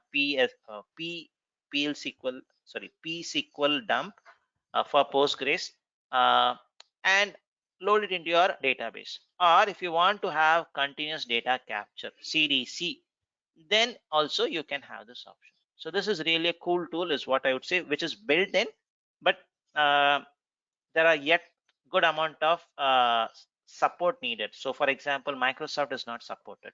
So it's only the open source database which it supports currently. And there are again n number of tools available in the market which you can use. For example, Affinity Replicate, which we had seen in our database, could be a good choice. Could be a good choice. Similarly, if it's Redis in on-premise or in other cloud, we can easily migrate it to cloud memory store for Redis. Possible. Apache HBase, you have Cloud Bigtable. So these are some database migrations which could be really a seamless migration, easily works. But there are certain other types of migration basically called as heterogeneous DB migration. This is more of modernization. So it may not be a lift and shift, it's going to be modernization. For example, I have MySQL in on-premise, but I don't want to go with MySQL. I want to go with Spanner. The reason could be in MySQL, in my on-premise, the MySQL instance is having around 90 terabytes of data. Very massive organization. They have 90 terabytes. I cannot even use MySQL. So then I have to prefer to use something much better, Spanner. So, but you have to do a good amount of work for this migration. Oracle, standard one. On-premise I have Oracle or AWS I have Oracle. I want to come to GCP. If you were to have Oracle to Oracle, currently there's no straightforward solution. It's always a workaround solutions which you have in GCP. So either you uh, migrate your Oracle based workloads into something like MySQL or Postgres equivalent of it. My Oracle to Postgres always works is what I have seen. So, or use bare metal solutions, which we had seen in our database classes. So you can use that option. And also there are few tools. Migvisor is a nice tool which Google also recommends. You can just search for Migvisor. You should be able to get this. So Oracle to Postgres is a good tool which you can use. And if you have some databases, NoSQL databases like Apache Cassandra, and you want to migrate to Bigtable for better manageability and all, you have to do a good amount of migration. So having a database migration expert here could be a good choice here. Now, some of you may be coming from database background. Now, the way you have to position yourself is because you would have spent 10 years, 15 years as a database person. Even in the past batches, there were a good amount of database people who were there in the batch. So the way I used to usually say them is, just because cloud is booming, just don't switch totally to your cloud journey. What you have done, try to continue the same thing, but explore cloud. So you may be a database expert, Oracle database expert. So on top of that, you want to be a cloud architect also. So meaning, if any architecture needs to be done in GCP, you can do it because you will become a professional cloud architect after clearing the certification. So you can do that well, very nicely. Uh, and if there's any specific database migration stuffs, you can also get your hands dirty by doing the migration itself and show it. But if they ask you something related to if the requirement is, can you also do some networking, advanced networking setting? Depending on how much you have explored, you can sometimes do it, or you can just stop it at designing it. There could be a person who can do it for us. For example, a certified network engineer, something of that sort, who knows the networking stuffs in GCP to a great extent. So that's how you can do it. So if you're doing database migration, I would say that's really hot in the market, migrating to a cloud. So where you need to definitely look into the schema, modify it, use some tools, use some scripting, all those things. So that's basically something on the migration strategies and the tools which we use, folks. So that brings us to the end of our 9th module. Now we have only one module left, which is basically preparing. So preparation for our professional cloud architect stuff. So we'll not directly jump into the preparation part, as the name itself indicates. So we'll look into various tips, tricks, best practices, all those things. It's more of reiteration of what we have seen over almost like 34 classes. Then once we finish all those things, we will see 4 case studies, which is very important. The content is going to be exactly the same, so we'll try to demystify it together. It's going to be a very interactive session, basically. So you need to tell me, I'm going to just document. I'm going to be a documenter, or a data entry person. I'm going to ask you questions. You will say what could be the possible option for it. It's like a customer requirement. You are finding a GCP solution for it. That's going to be really good. Now, if you have some time, I would also suggest to do 1 or 2 implementations in your own style for those 4 case studies. So that way you will see a real exposure. So with that background, let's just start our last module. So maximum in 3 classes we should be able to finish, is my understanding. So, or 4 maximum. So some few information about the professional cloud architect exam.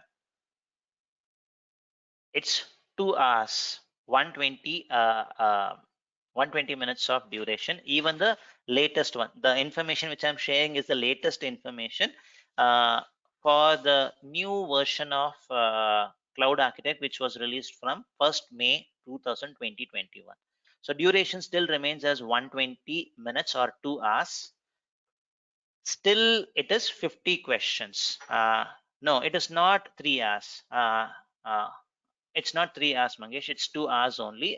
You can see that information even in the official documentation here. So GCP Cloud Architect. So if I go to my official one, 3 hours is for the beta one. 3 hours is for the beta one. So you see this is the official one. The length of the duration is 2 hours. So it is only 2 hours. So 3 hours is only for beta, where you are going to get around 77 questions or something. 17 more questions you will get it. Now in a generally available one, it's going to be 50 questions only. Okay, so 50 questions. There was some confusion. Some of them were saying it is 60 questions. Even I was thinking the same thing. So what I literally did was, few of them who cleared the certification recently, they tagged me in their message. So I just reached out to them personally to ask how many questions you did you get it. It was 60 or 50. So they told it's 50. So I can rely on that, is what I felt, because doing a small math, if there is a 60 questions in 2 hours, it cannot be done. Simple, basically. That is the thing. So 60 questions in 2 hours, 2 minutes is what you have to allocate. It's going to be a little difficult. So it's only 50 questions. It's going to be multiple choice and multiple select.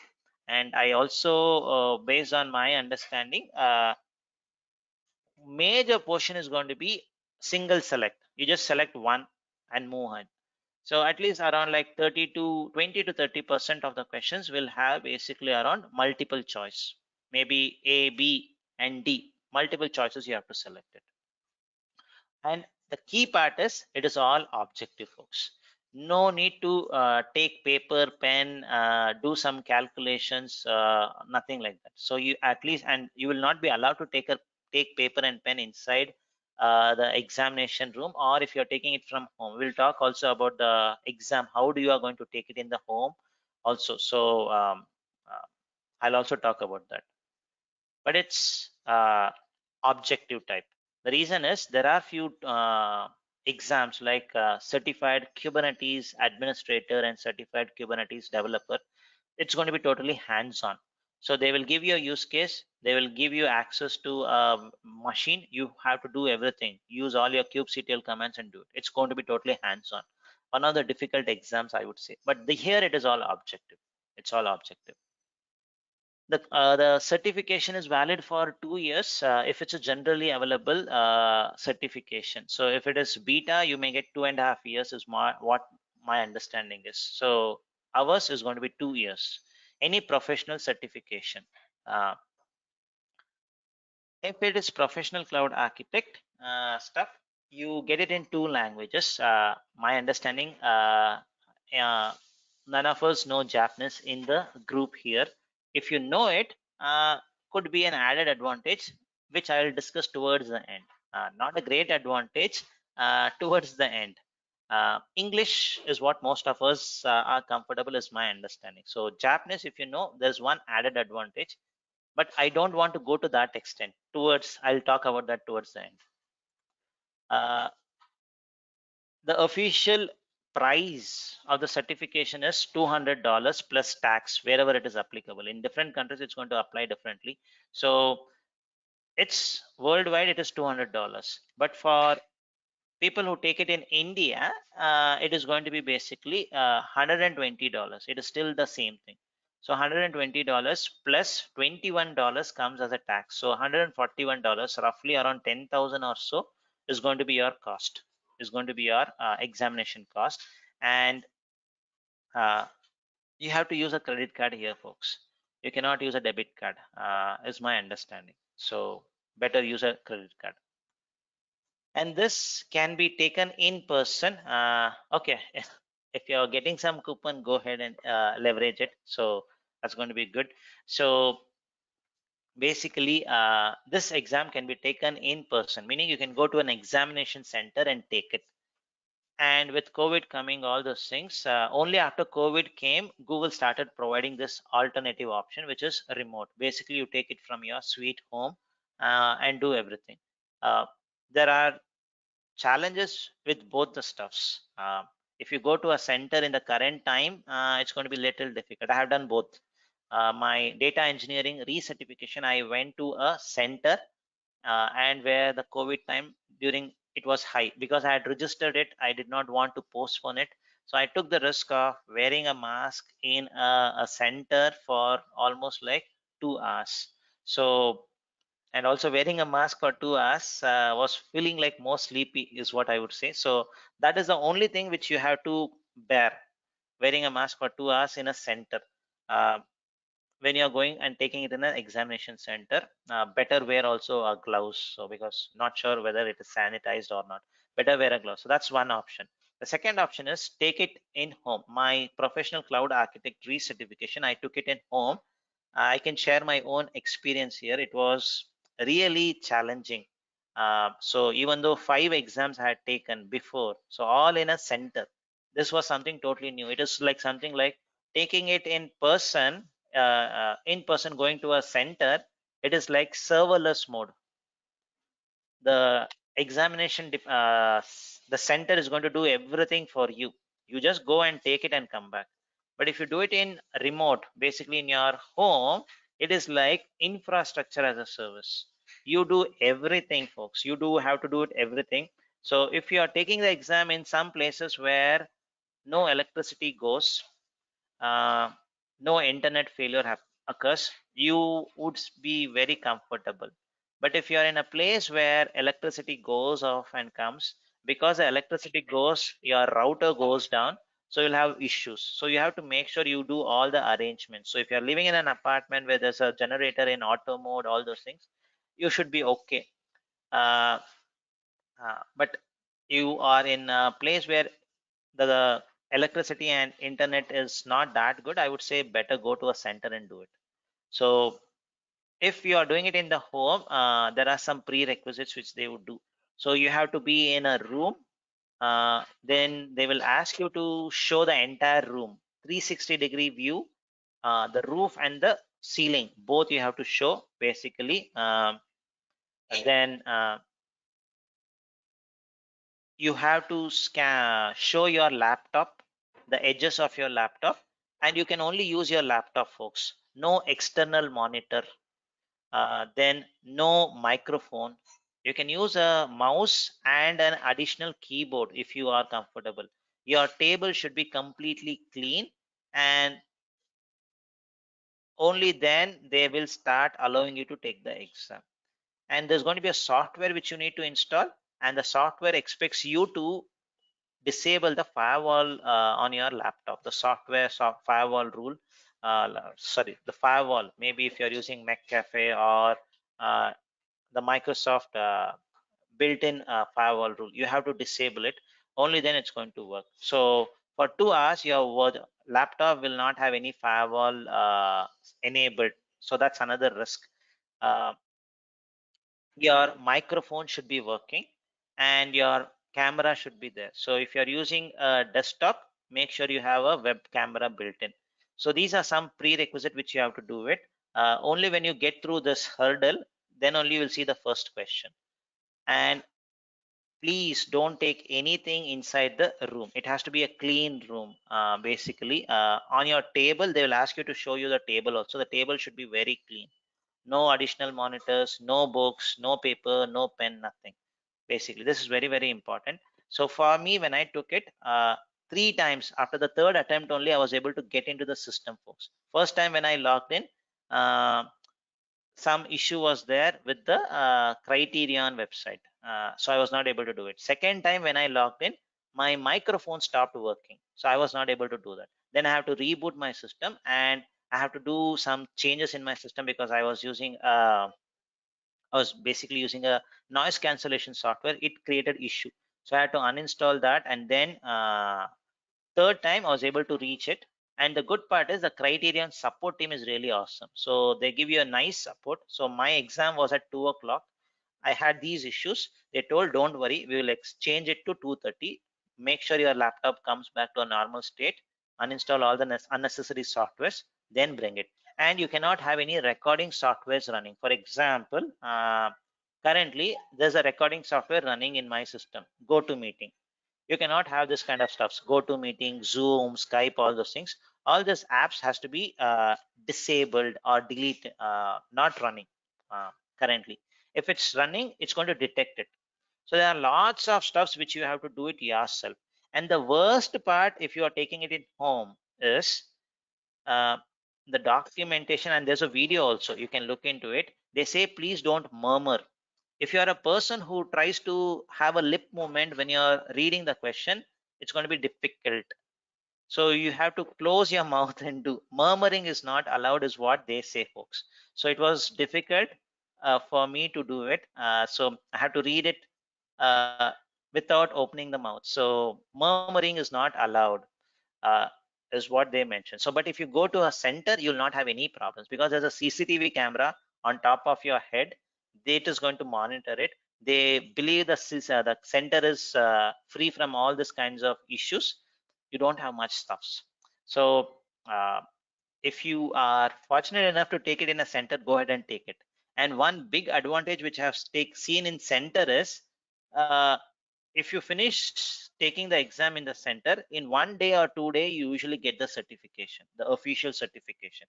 But if you're taking it in the home, it's going to take little time, maybe 2 or 3 days more, is what I have seen. So because they have to verify it, and all the 2 hours, if you are taking it to home, your video should be streamed 24, and there's a chance that your laptop can go out of battery because you're streaming. So make sure you are connected to a power cable, and your laptop is fully charged before the exam, and also connected to the power cable to handle all any issues. So these are good amount of uh, logistic stuffs which you have to remember, folks. Like it's more like manage like infrastructure as a service only. So if there's a chance, go take it in the exam center is what I would recommend. Basically, Terraform, Kubernetes admin, dev, only option is remote. So you are the right center if you are right. Center is good if it is out. Yeah, if it's center is available, yes, it's always good. So my network certification, network engineering is going to be due in November month. Hoping everything comes to a normal by that time. I'm planning to go to center and do it.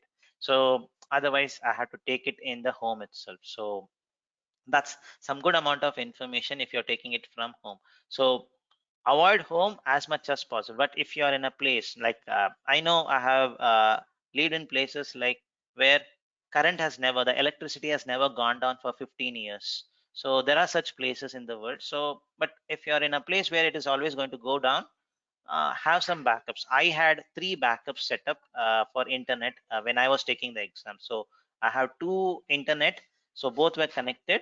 Then I had a third backup, which was my mobile hotspot. So I had kept all those things, and mobile should be out of your room.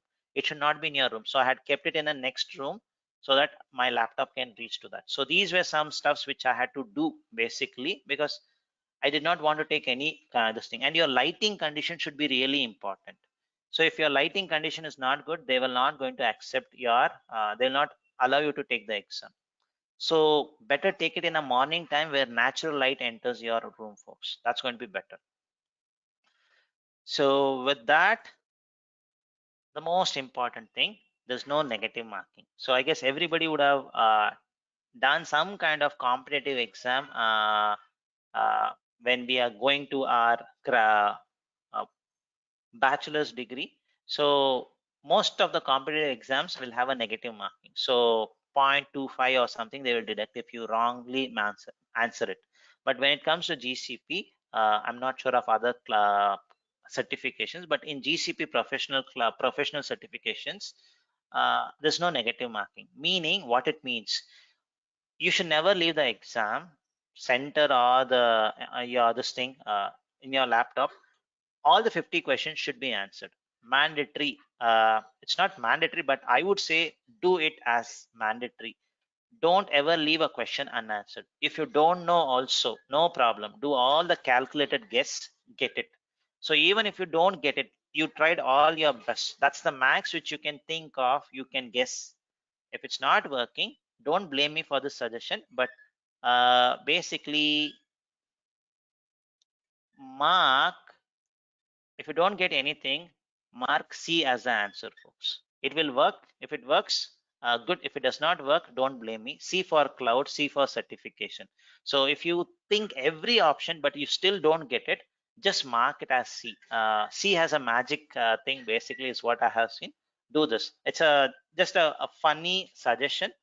Uh, but the key part is never ever leave any questions unanswered. That's the key part. And if C goes wrong, don't blame me. So the next important thing is you need to create a profile before you register it. So in Criterion website, so I'll show you that website. I'll log in and show you how it looks like. Yeah, here itself I can log in. Web accessor. This is the there's a website, folks. Let me just clear.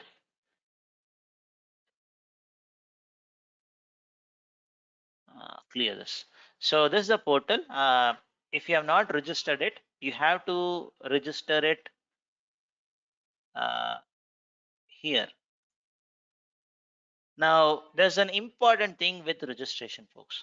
I know for some of you, it could be sponsored by your organization, or your organization will say, you take the exam, clear it, then raise a reimbursement. You do whatever it is. Or if you're going to do it from your pocket, it's your choice.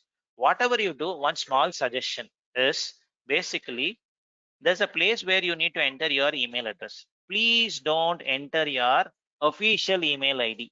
So if you're working for XYZ company, don't put your official email ID here. Why?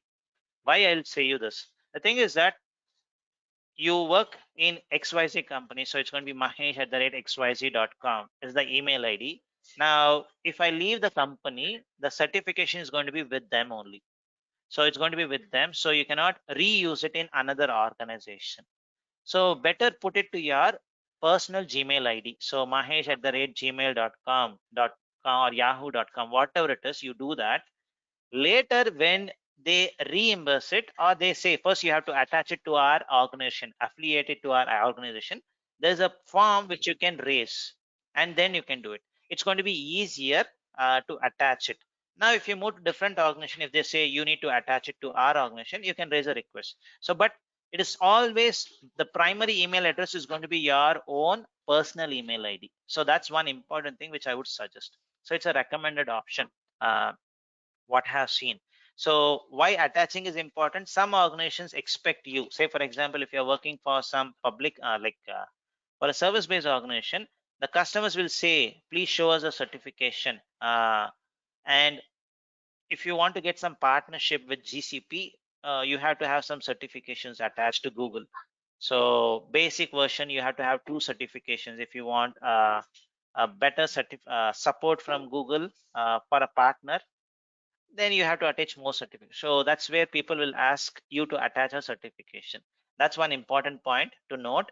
And this is another important point which you should never forget. This line, folks. Sorry, no, not this one. Yeah, this one. Your name as you would like to see it on your certification. Please put a complete name. Don't use short forms, initials. So I know Indians uses initials, so don't use initials or anything. So I would say what you see in your passport would be a better name. So in your passport, you will have a first name and a given name. Put that name. The reason is when you go, some organizations will do this kind of a verification. For example, if I take my certification, my complete name, which is going to be in my passport, is going to be something like this. So if I take this, so Mahesh Kumar Rajashetty Prakash, this is my complete name, which is going to be shown in the passport. So I have a proof. Now, if somebody wants to verify my certificate, I can show my passport, which is verified identity, and I can show this certificate. Now, there is no second question which they are going to ask. Now, if I have had something like Mahesh Kumar RP, then they may ask, this is not the same person. They may say that. So avoid doing that, because you would have spent so hard to clear the certification.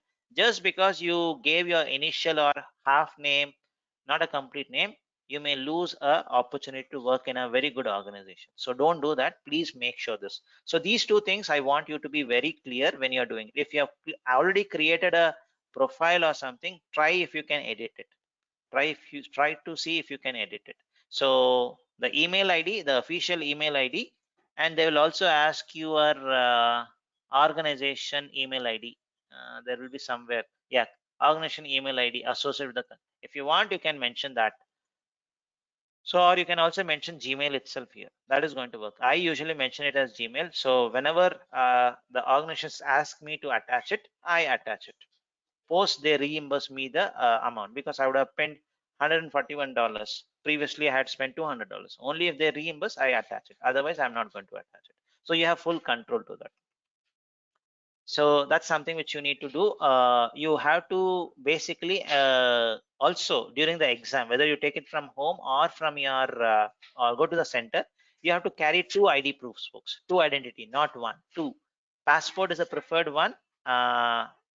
Plus your driving license, Aadhaar, PAN card, or whatever it is, or even a credit card is also going to be a valid one. So 2 ID proofs are required. They will ask you to show the this thing. So in the center, they will just check it quickly. But in the home, if you're going to do, you have to show your passport in front of the web camera, visible, so that the person on the other side is going to verify your name and your details. This is the bad part or the worst part in GCP. So there is no passing score. 50 questions, 75% if I get it, I am pass. No. 80% if I get it. No, there is no official answer like this. You can look into it. If somebody says, ask them a proof. Ask them a proof. Uh, there's no official answer like that. So at least in AWS and Azure, they say you have to have a passing score of this much. At least that much clarity is there. But in GCP, you don't have that clarity. I don't know what is the reason, but it is always a binary answer: pass or fail. That's it. If you passed, awesome, no issues. But if you fail, you don't know why I failed. Because is it because I was weak in networking? I was very weak in big data. You will not know that. At least they could have done that, but they don't do that. So you just get a binary answer, and you get the response then and there itself, folks. When you click on submit, then and there only it's going to show. It's more like a provisional marks certificate, where it's going to show you have cleared the certification. That's what it's going to show. After 2 or 3 days, you'll get an official certification, which you see like the one which I showed. No score is mentioned. Remember it. Even though 6 exams have cleared it, 2 recertifications, 4 the first time certifications, some few things you still have a question in your mind whether it was really right or wrong. So when you have something like that, come back home, or open your laptop after the exam and try to check it out. Basically, that's what I would say. If you are passed, also explore few things. Definitely you would have made 1 or 2 wrong answers. So that way you will at least come to know, out of 50 you made 2 or 3 questions. That way you can calculate, okay, is it 80% or 95% is the thing. So could be possible. And whenever Google creates exams, right, when you take the exam, right, not everybody is going to be evaluated on all 50 questions. So this is what I heard from uh, an official Google authorized trainer in one of the submit. What he mentioned was basically there may be some beta questions pushed silently to you, maybe 1 or 2 questions. So both of us take the exam on the same day, same time. I may be evaluated on 50 questions. You may be evaluated on 48 questions only, because 2 for you were beta. So whether to those beta questions, whether you mark it right or wrong, it's not going to be considered itself. It's not going to be considered itself, because they wanted to know the complexity, whether this question is easy for someone to answer or difficult for someone to answer. So they just want to evaluate it. So that's what I heard. So not every time everybody is evaluated on 50 questions. Another information there. So the last exam content was updated. Sorry, my bad. 2021, folks. Sorry. Let me change it right away. 2021. So uh, 2021 May, from 1st May it was changed. So previously it was, last time updated was on 9th of November 2018. So almost close to 2.5 years or so, the content was not even changed. So there are lots of illegal dumps, uh, materials, all those things spread across the internet. Now the content is new, so you will not have any dumps. So don't spend any money, vain your money by using some dumps. So it's not going to be of use for you. So read it, understand the concept, and then do it. So basically that is something which I wanted to say.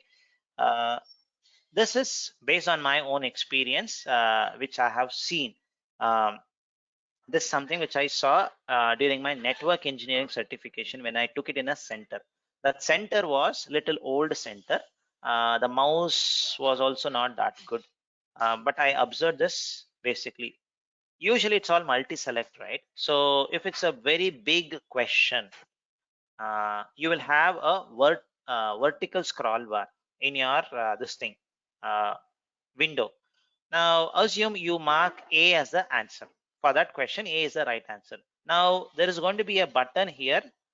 Let me try to simulate it. So you will have a timer here. So clock ticking. You will have a button called as next, if I remember it. Next. You will also have a button here. Sorry. So you will have a checkbox called as review for later. Review for later. So you can check this. It's going to be used for later review purpose. So this is how it looks like. Now, if you have marked this as the right answer, A as the right answer, and it's a big question, so you have to scroll. You will use your wheel. Usually everybody uses scroll wheel. The moment when you do it right, automatically it will come to D, folks. I had seen this myself in the exam. So it comes to D, and when you click on next, basically you are marking a wrong answer. It is not because of your understanding, but it is because of the application issue which is going to have it.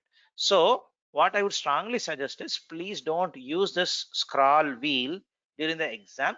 Use your left button and scroll up and down for 2 hours. And if you're taking it home, if you are a person who's very good with the touchpad, use your touchpad. Avoid the scroll wheel itself. Now, this is not only my observation. So in Bangalore, I had given once a talk, a Google community talk. Uh, there I had mentioned this tip. Then one individual person came down and told me, so till date I was never aware the reason why I failed in the exam. Today I understood it. He told, what he told was because I was doing a lots of scrolling up and down. That could be the main reason why I failed. And one more junior person who worked with me also failed because of this.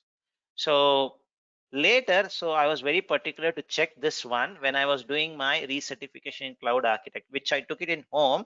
I observed this, it was not happening. So, but just keep at the back of your mind to avoid it. So I purposely tried to scroll using my wheel. This issue was fixed is what I understood. But nevertheless, you make sure you avoid using scroll wheels. So those are some important stuffs which I wanted to share. The last one, what if you cannot clear it in one shot? So I would say don't even have that mindset. If you have that mindset only, you will take it easily. So try to clear it in one shot, the first attempt. That's going to be awesome. So come up with flying colors in the first shot itself. But unfortunately, due to various reasons, if someone is not able to clear it, the option which I mentioned is, if you want to take it next day itself, if you know Japanese, you can take it next day itself. That's one possible way. Or you have to wait for 14 days if you want to take it in English. Even in that, after 14 days, if you're not able to do it, you can take the third attempt after 60 days. So even after the third attempt, you're not able to do it, you have to basically wait for an year. If you are using the same profile, same GCP email ID, you have to wait for an year.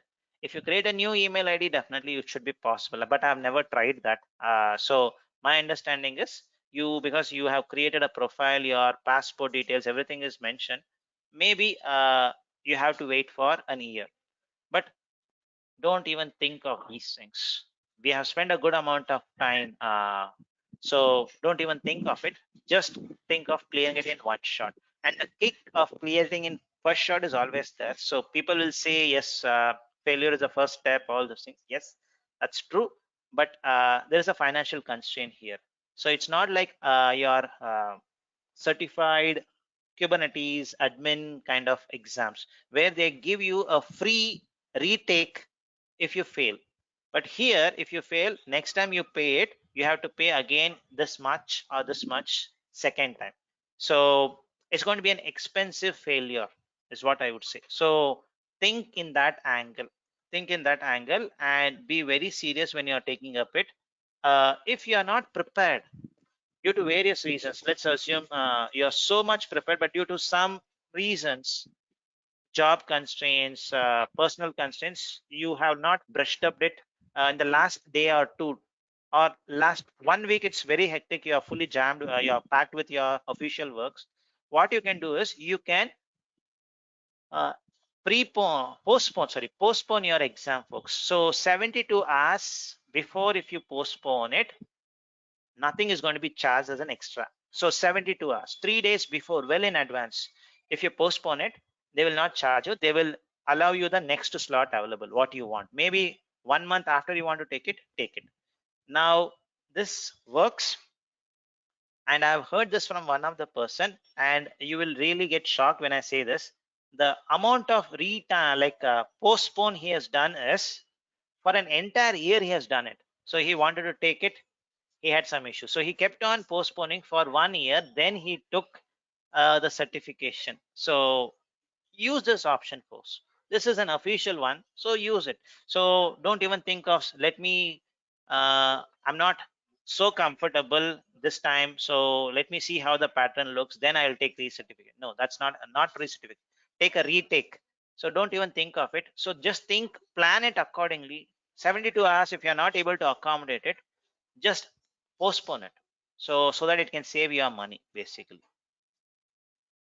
One last thing which I wanted to share is again which I have seen over taking 6 times the certification is basically the review for later button, folks. It comes very handy. It's going to be on the left hand corner. Now even after spending good amount of time learning all those things, definitely you will see questions which is going to be difficult to answer. This is reality, let's accept it. So nobody will be 100% fully understood the concept and they can come up with all the right answers. So if you think, for example, this is a question, assume this is a question, you spend 2 minutes or 60 seconds to read the question and come up with an answer. B is the right answer, is what you think, but you are not fully confident.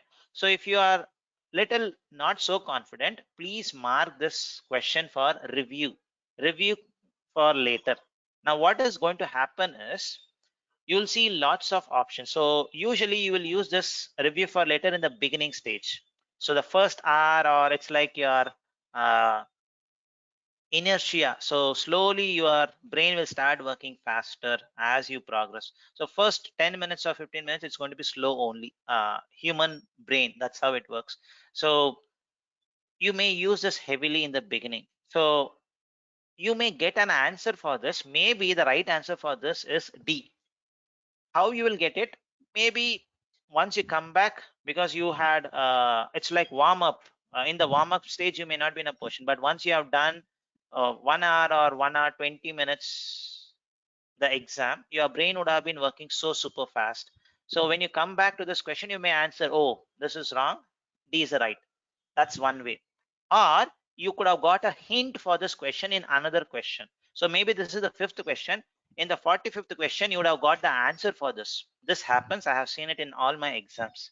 So you can get an answer for it. So since you are marked for review, it's easy for you to come back and update it. That's one option. The second thing is, assume you did not get a hint. Assume you didn't still get an answer. You are coming and revisiting it again. Now you don't need to spend again 2 minutes or 3 minutes more. Now we, with our human brain, like we can easily find faults in others. Now if you can find fault in others, why can't you find faults in yourself? So you are finding fault in yourself, saying is B the right answer? Maybe C could be a good one. So you are finding, you are challenging it yourself. So that's a good option. So because you're not going to spend 2 more minutes extra, you don't know the question, you have marked the answer, but you are challenging yourself whether B is the right answer. So maybe you may spend only 30 seconds here. So that's something which I wanted to say. So never leave a question unanswered in the first attempt. Mark whatever it is, but if you are doubtful, use this review for later option. This is going to make sure you can come back at the final stage, right? You will have a page like this. 1 minute, let me remove the final page. After you finish the 50th question, you'll have a page something like this, folks. One, what was the answer which you had marked? And there's going to be some asterisk or something like this. If there's an asterisk, that indicates it is marked for review. So like this, you will see every questions, the options. So you will also have a hyperlink. When you directly click on it, it's going to go to that question and you can review it. And one smart thing is there's a timer on the top right hand corner. The timer is smart. Keep an eye on the timer. When you click on next, the timer will not run. So don't even think, oh, my screen is loading slowly, I am losing marks or time. No. So the timer only starts when you come to the screen, the main screen, the next question. So it is smart, and also uses timer effectively when you're spending more time. Mark at least a possible answer and review for later. Do it. This way you can save good amount of time. And I have seen in the previous batch, the students who have taken the exam cleared it in 40 minutes also, folks. So good amount of practice is one thing. I would say who can do it, but I never have done it in 40 minutes. I always take 120 minutes fully to review it, to see the patterns, all those things. So I slowly do it. And what I have seen in all my 6 times exam, the first question, I'm not sure whether this is for everybody, but the first question is always the difficult question. uh, I always say take 2 minutes for every question, but every time when I have taken the exam, I have taken 10 minutes for the first question itself. Maybe this is like getting started, that's the reason it is slow. I'm slow, or as a coincidence, every time I get a difficult question, uh, anything. So but the reason for sharing this information again is, don't get demotivated when you see a first question so difficult and you may say, am I really prepared or not? Don't have that mindset. So it's just a start. So keep on going and you can pick up the time usually. So, and I have seen, basically I usually have finished the exam in 100 minutes usually at my own pace. So I use the remaining 20 minutes for reviewing the stuffs.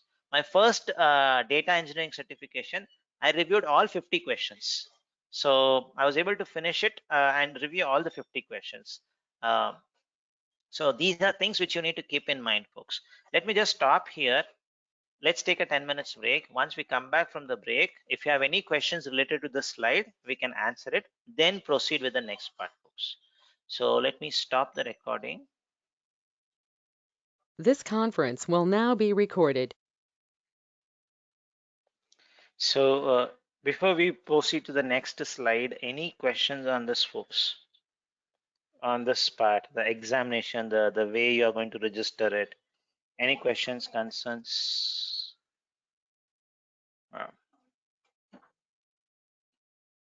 Okay, good, fine. Thanks, Mangesh. So let's move on to the next slide. Some additional tips which I wanted to give before we go. So, and since the case study is little new, there are some new concepts also, something like game server, all those things are there. As we look into the case study, we'll look into some few more components, folks. There are some few components which we have not yet discussed. A game server, what is a game server? We'll look into that. We will look into about cloud endpoints and Apigee at a high level. We will look into Anthos, Istio at a high level. These things we are going to look into it as the specific case study comes. So Anthos and Istio, I'll send you the recordings this week itself. You should be able to see it the next week when you come. Game server details and Apigee and endpoint also. I'll make sure I'll upload a recording kind of a stuff and share it with you. So that you can have that idea about the stuffs. Some more additional tips related to storage. So somewhat related to your migration steps itself. So in on-premise, if you have something called as direct attached storage, DAS is what usually people call. This maps to basically persistent disk in GCP. So your persistent disk, whether it is SSD or HDD, or the balanced SSD, balanced persistent disk, which has been recently launched. So it is going to be that. But remember, the persistent disk upper limit is always 64 terabytes per disk. Now, SAN storage again maps to persistent disk. So anywhere if you see any migration related question and they talk about SAN storage, it maps to persistent disk. Block storage again maps to your persistent disk, and you can also use local SSD disk. Local SSD disk you can have up to 9 terabytes easily. So each disk can be of 375 GB, and you can add roughly around 25 or so, not 25, 24 or something. So which basically comes to 24 local SSDs you can add. So 9 terabytes you can easily achieve it. Blob storage, binary large object storage. Google Cloud Storage could be a good choice. Archival, anywhere tape backups or anything of that sort. If you hear, basically you can use your code line or archive storage class. The last one, network attached storage. NAS, if you see, you have a specific product in GCP, which we have also seen in our storage, which is called as file store. But this product is little expensive, so be very cautious when to use it, when not to use it. I would say there are certain products which Google adds only for the sake of completeness when there's any tenders or anything. So if a tender or a request for proposal mentions, you need to have a complete solution all in all in the cloud provider uh, for NAS also. Now, if Google says we don't have a product, then it's going to be a non-compliant. You may lose a marks when it is submitted for the tender. So instead of that, they create a products like this. Now it could be little expensive. So I would say instead of file store, I can use Google Cloud Storage. It may not be an exact map, but it can be a cheaper solution.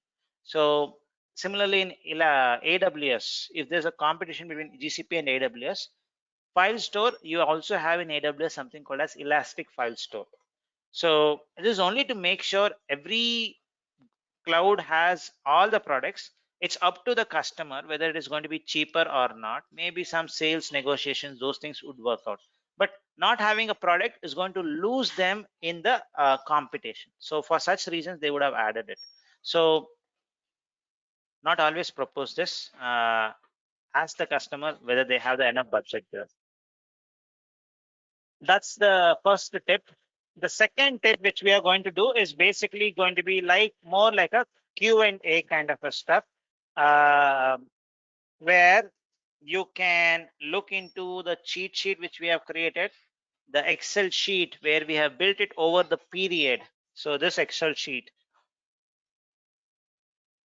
So what product is which this thing? So the same thing is what I have added. So let's quickly go through it to just to make sure your understanding is what's your understanding so far. So when it comes to compute engine, GCE manage, what is going to be the scope, folks? Whether it's going to be zonal, multi-regional, regional, uh, or global. What's going to be the scope? Manage instance group. Anybody?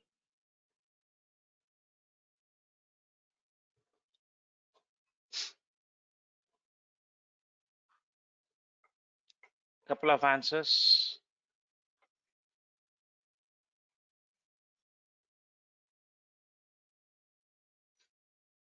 Good. So good responses. So basically, it's going to be zonal. Then what you are going to do basically is, if you want more, basically it is zonal. You can, I would say zonal. I guess I have to add it. I have updated this. Is there anywhere? So if I want it as multi-regional or anything, MIG, so I can basically, I have to update this, my slide. My slide is outdated. So it can be multi-regional. Yeah. So it could be multi-regional, meaning you are going to create in multiple regions. You can do it. Dual region also you can create it. Regional also you can create it. Basically, so all the combinations, but basically it is a zonal resource. That's the key part. It's a zonal resource, but having multiple copies of it, you are making it as look like as if it is multi-zone, multi-region kind of stuff. The basic is zonal stuff. So hope that is clear. Yeah. So the base is zonal, but you have the option of making it. So hope that answers your question, Anil. So basically it's a zonal resource, but using the capability of it, groups, you create it and you should be able to get it. So instance group, sorry, my bad. I read it likely, sorry. So compute engine is zonal. Managed instance group or unmanaged instance group can be zonal. And so sorry, there was a light which I was not able to see it. Sorry, my bad. So virtual machines are going to be zonal. When you use your managed instance group or unmanaged instance group, you can have it as zonal, regional, multi-regional, dual regions. All those things are possible. Kubernetes, folks, GKE, and this is the managed one. So wherever it is serverless, I have mentioned as serverless. Wherever it is managed, I have mentioned it as managed service. Kubernetes, what could be the scope of Kubernetes? A single Kubernetes cluster.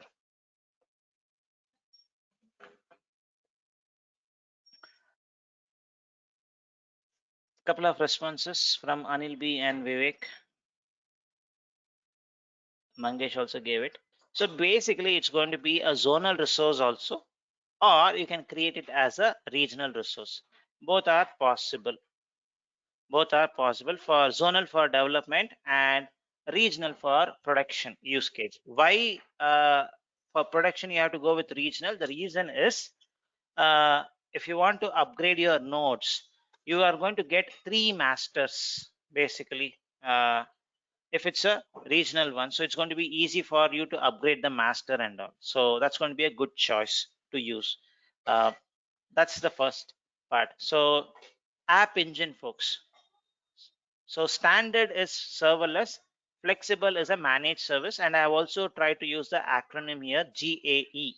So I like the comment from Mangesh. Uh, Regional and it is permanent. I really like that. So it's a regional resource and it is limited. Why? There are certain regions which you still don't have. Singapore does not have it. Taiwan does not have it.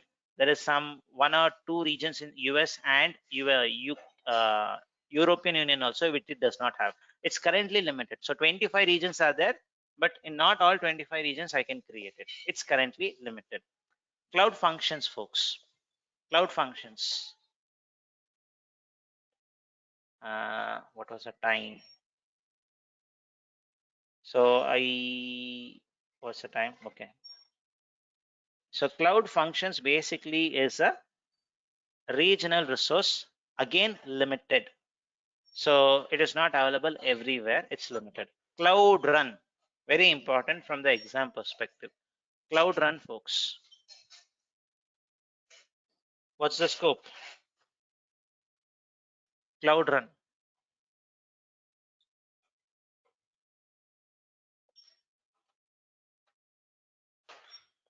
Anybody?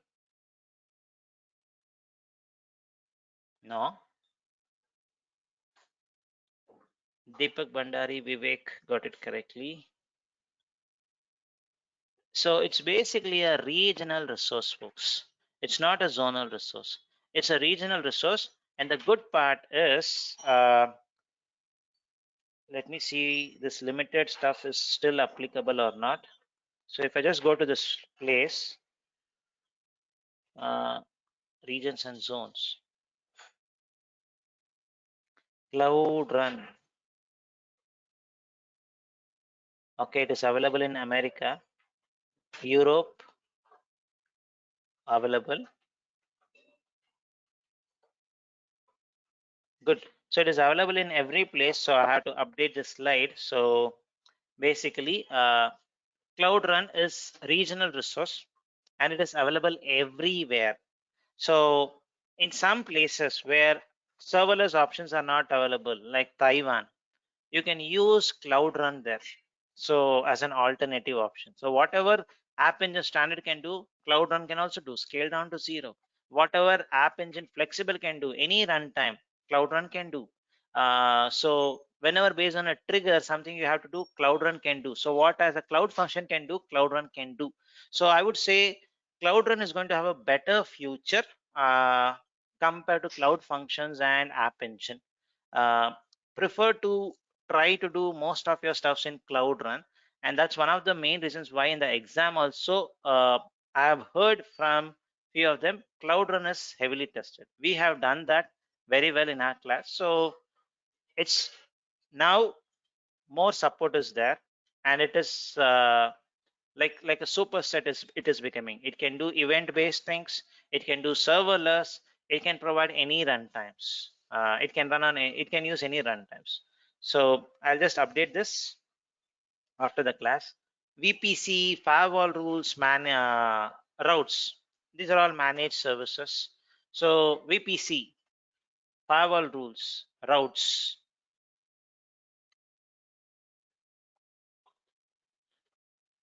Okay. Thanks, Vivek, for putting the additional information about the subnetworks also. So Vivek got it correctly. Deepak Bhandari got it correctly. You have to be a little quick, folks. So basically,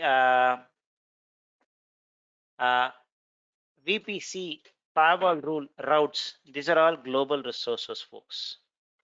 These are all global resources. When it comes to subnetwork, as Vivek mentioned, it's going to be a regional resource. So we create subnetwork at a regional level. So it's a global resource. External IP address, again managed by Google. We don't need to much worry about it. Anybody on the external IP address?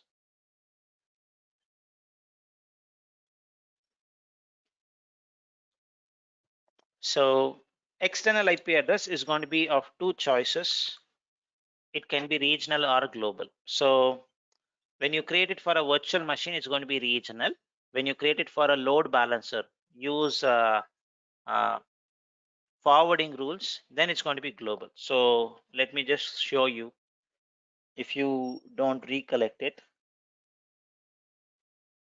So if you go to your external IP address, so you will see two options. It is regional, and when you are using global forwarding rules, basically for load balancer, you are going to have it as global. So it can act as both. It can act as both. So cloud NAT, this is specifically asked because in the exam you may be tested on this. So Vivek got it correctly. Cloud NAT. So if you have a subnet, if you have three subnetworks, one in Mumbai, one in Singapore, one in Taiwan, how many NAT should you have? You may get a question like this. So only for that I am asking this basically.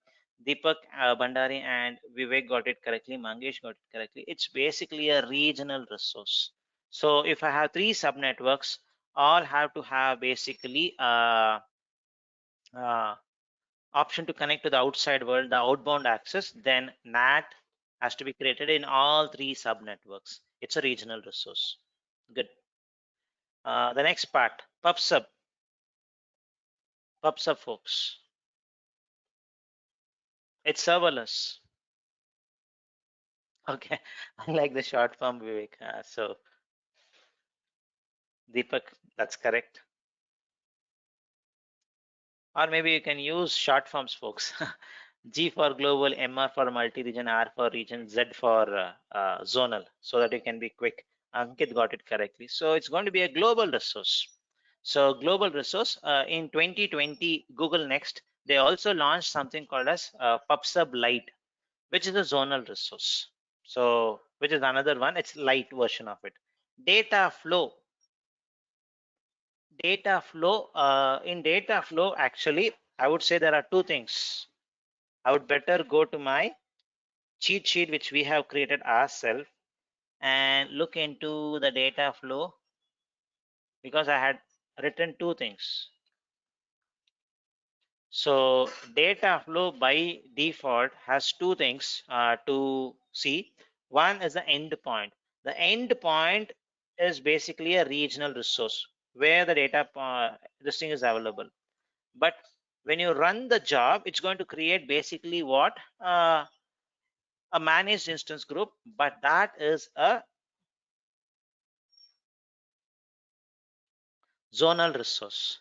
That is a zonal resource. There are two components here. So you have to ask a further question whether it is for running the job or where is the endpoints available. Endpoints, we don't need to do anything much because this is managed by Google. So we don't have anything. So what you can control is basically where your work ETL tool should work.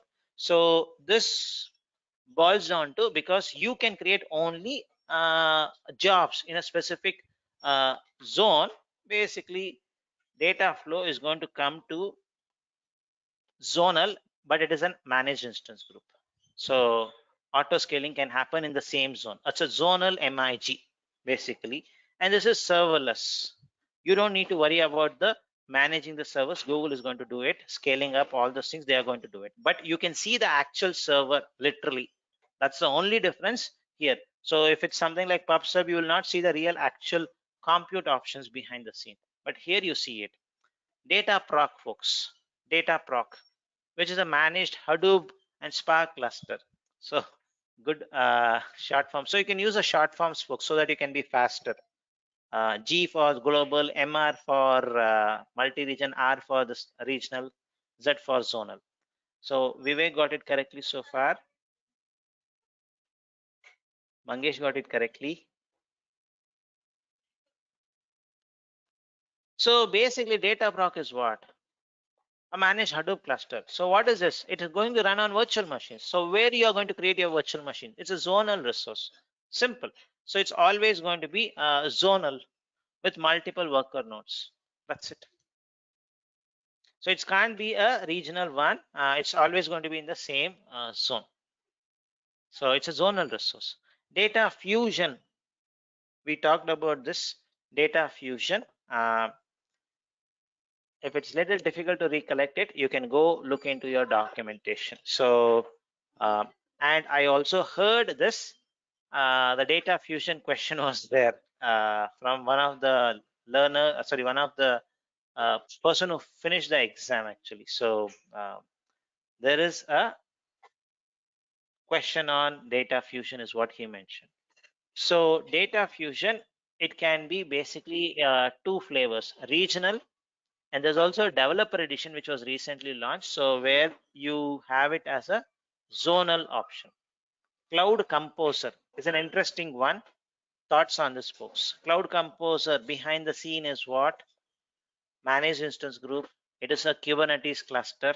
So you have seen what is Kubernetes cluster, which you can do. Based on that, you can give an idea, get an idea here. So even though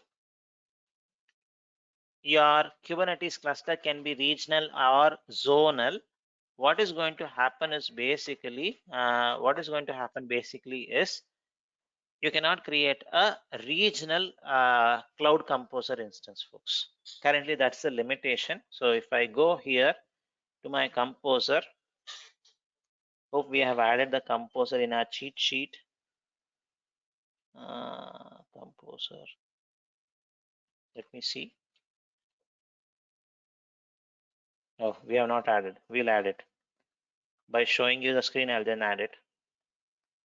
At least somewhere one question can come. So it's a little difficult, but if you know the trick, most of them are regional. One or two are zonal. That is the only trick, folks. So if I create a Kubernetes, sorry, a Cloud Composer instance, even though behind the scene it is Kubernetes, it can be multi-regional or zonal. It asks you always, so I have to give a name.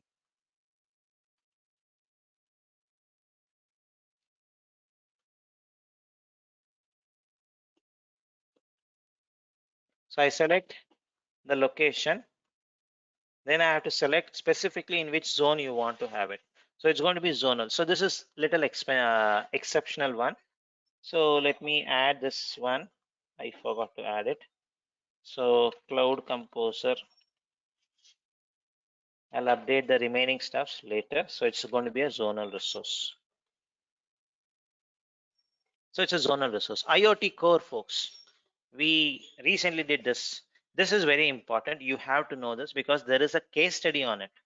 So IoT Core. No. One wrong answer.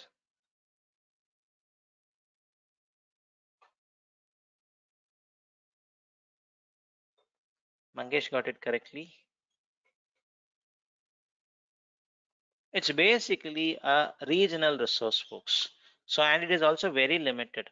It's only limited in 3 regions only it is available. So we have added that in our cheat sheet if I'm not wrong. So here, so it is a a regional resource.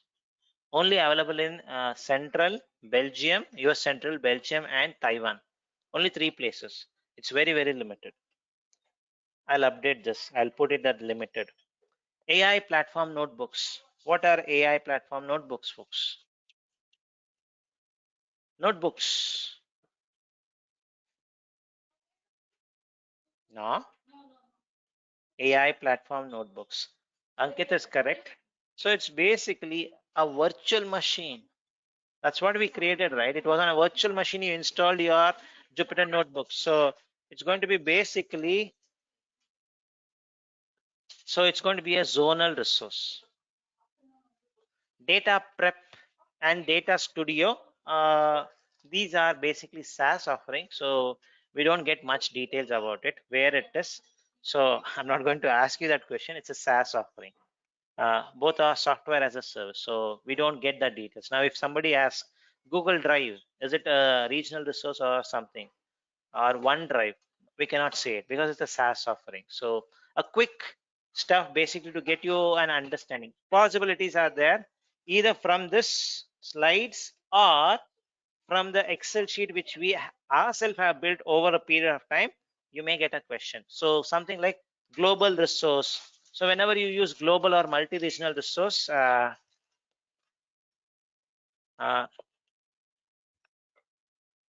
multi-regional resource, then you have to do it.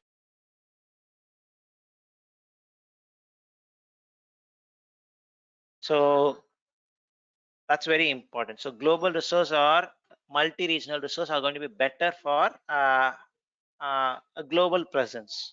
So such kind of a questions you will have it. So basically, I want to have a global presence. They may talk about it, a database with global presence. So then you can quickly see Spanner is the only one which has not a global presence, at least a multi-regional presence. So that kind of a stuff you will get, Mangesh, as a question, basically. So when we look into the case study, you will get some idea, basically. Spanner, I have not put it. I just gave some high level stuffs. So we have basically added all the complete stuff in this cheat sheet. This is going to be a better one. Oh, Spanner is there. Spanner I have. We have the third slide. So Google Cloud Storage. Google Cloud Storage, folks. Should be very fast. You should not even think for this.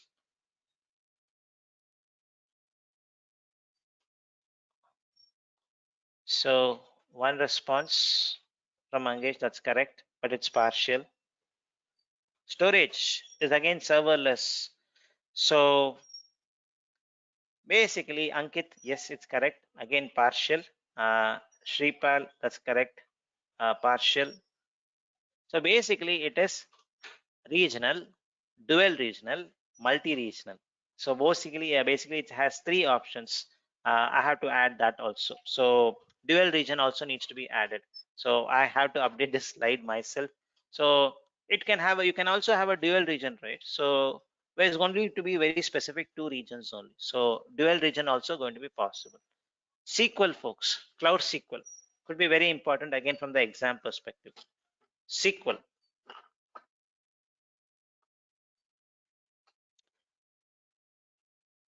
So the answer for this is basically going to be when you go and look into your Cloud SQL instance. So if I just go to my Cloud SQL instance, instead of me saying an answer, I just wanted to show you. So Mangesh is correct. So if I create a Cloud SQL instance,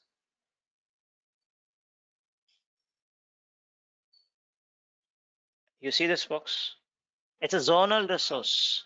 It's a zonal resource. If you don't want high availability, if I make it multi-zone also, as Mangesh mentioned, it's going to be dual zone only. So in specifically Belgium, what you will mention in Belgium B my primary, in Belgium C my secondary. It's going to be only dual zone. It cannot be a regional resource. So it's going to be always zonal or dual zonal if you have HA turned on. So slight important difference here. So make sure it is very clear. Big table, highly possible you get a question on this. cloud big table. So if you have a screen in front of you, go test it out or look into the cheat sheet. Get it. So big table, what is going to be the this thing CBT? This acronym was very helpful. Will be very helpful for you people during the exam time. CBT, folks.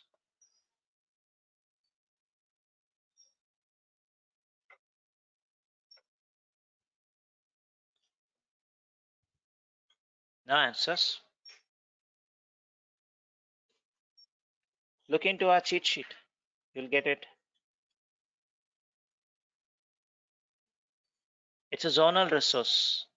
It's a zonal resource, but you can have multiple zones in multiple regions. You can create a cluster, multiple clusters in multiple regions. So, but boiling down to the lowest level, it's going to be a zonal resource. But more replication clusters are possible. So there could be some places where you may want to avoid this. More clusters is going to create more cost. So if you want some kind of an analytics tool, because BigQuery and Bigtable comes very close when you want to do analytics. Low latency Bigtable wins. Cheaper BigQuery wins. Global or multi-regional, uh, basically BigQuery wins. But cloud Bigtable, it is only a zonal resource. If you were to make it multi-regional kind of a stuff, you have to add more clusters. It's going to definitely increase your cost. So Spanner, managed version, it's managed. Spanner, what is Spanner, folks? This is important from the exam because there's a case study on Spanner. Spanner, folks? No? Yes, that's correct, Vivek. So basically, it's a regional resource or a multi-regional resource. So if it's a regional resource, the spanner is going to have 4 nines of SLA. If it is multi-regional resource, it's going to have basically 5 nines of SLA. So if I go to my spanner, the first question it's going to ask is whether you want a regional one or a multi-regional one. That's what it's going to ask. So you see it, regional and multi-regional. So it's your spanner. So basically it's either one of them. And there is a case study where they are saying they want a multi-regional spanner instance. So very important. Memory store for Redis, which is a managed version of Redis. So what is going to be it? It's going to be basically on a virtual machine, folks. That's a hint. So if it's a virtual machine, it's going to be zonal automatically. Yes, Sanket and Vivek. So it's going to be a zonal resource. BigQuery. I'm not going to answer this. I want you to answer this. BigQuery. To be very specific, it is BigQuery data set. BigQuery data set. So where you are going to store the data. So BigQuery data set.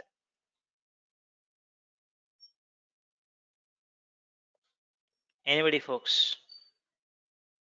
So Vivek and Ankit, yes, that's correct, but it's a partial answer.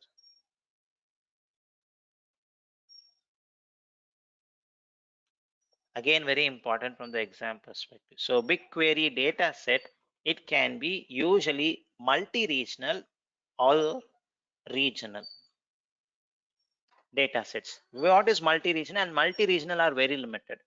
So to show you that, if I go to my BigQuery,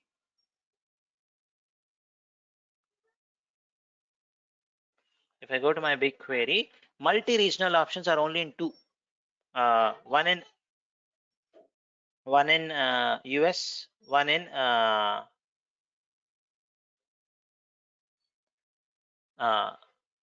European Union. So location, look at this location, folks. United States, this is a multi-region. European Union, this is a multi-region. The remaining are all regional.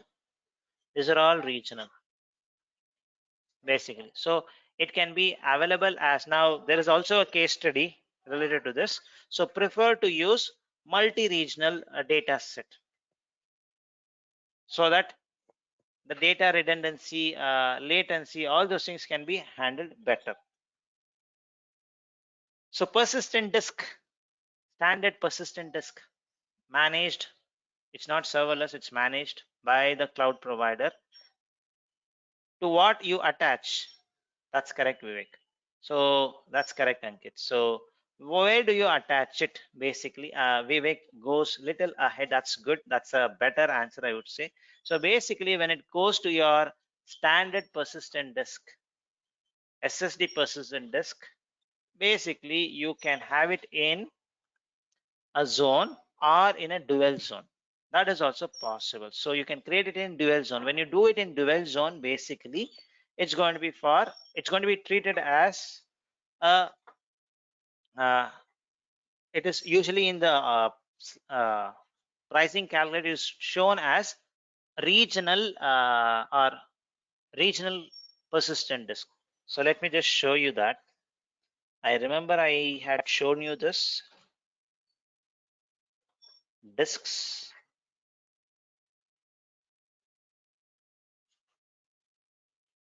Oh, I did not. Oh, these are the disks which is created by the migration.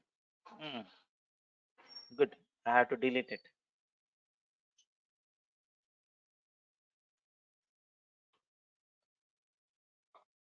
So now when I create a disk, so enable regional disk replication. It's not regional actually. So I create a disk in A zone. If I enable this, I can create a replica in B zone or C zone. Either one of them only I can create it. So this is where the dual zone comes into picture. So it gets only replicated in either another zone. Basically, it's more like how your cloud SQL works. So dual zone or single zone is the right answer. Same is the case with your SSD disk. It's on the same lines, but local SSD disk. Anybody wants to comment on this? Local SSD disk. This is local to a virtual machine. So this is going to be basically zonal. Yes, Vivek. It's going to be zonal only, not dual zonal. And you cannot even replicate it also because it's attached locally to the virtual machine. So if the virtual machine is crashed, the data gets also crashed. So those are some of the resources which I just wanted to give you as an highlight so that you can get an idea when to use what product basically. And these were all based on the previous batch request, so I thought of adding it. So a one pager comparing all the storage options, when to use what, minimum and maximum. For example, if it's cloud SQL, there's high that you will get this kind of a question, not asking what is a storage, but you know the upper limit of cloud SQL is always 30 terabytes. This is for relational database. Normal e-commerce websites and all you can use it. So spanner minimum you have to use it for only when you use it for 2 terabytes of data. It's going to be a good choice. Upper limit as such it's petabytes. So again it's a relational database. Wherever you have some global data center, global call centers, global logistic stuffs like FedEx, spanner is going to be a good choice. Data store, because it's a serverless product, you can have 0. Volume wise you can go up to petabytes. It is a it's a NoSQL database or a non-relational database. Possible use cases: product catalogs, profile information, session management, you can use it.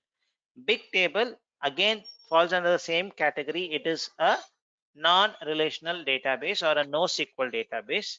But here, because it's a managed product, you have to have minimum 1 terabyte. They themselves mention that it has to be 1 terabyte. So don't use big table if it's less than 1 terabyte. Better use a product, something like data store or Cassandra, basically. Memory store, 1 GB is the minimum thing which you can go. This is a slightly an exceptional one. All the storage options which we are discussing, these are kind of a disk. But when it comes to memory store, it is basically the memory, the RAM. It's a RAM actually. So maximum 300 GB is what you can go. BigQuery serverless warehouse, 0 to petabytes easily. Google Cloud Storage, a blob storage, basically 0 to petabytes. Persistent disk, we have seen minimum you can have only 10 GB, maximum 64 terabytes. Your local SSD minimum is 375 GB. One disk has to have minimum this much. So maximum is 9 terabytes. File store, I've just added it so that you are aware that it is not more than 64 terabytes NAS storage. So to store any kind of any videos or genomics processing for that purpose, and NAS storage you can use it.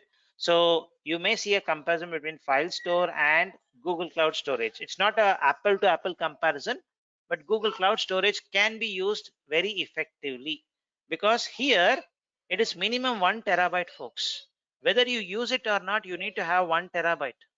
So 1 terabyte cost is going to be little high in file store. So make sure you use it. So it is also a non-relational advanced version of data store. No. It's just a block storage. It's not a database itself. It's just a block storage. So the database ends here itself. Remaining are either block or blob storage. So it's just a storage. Sorry,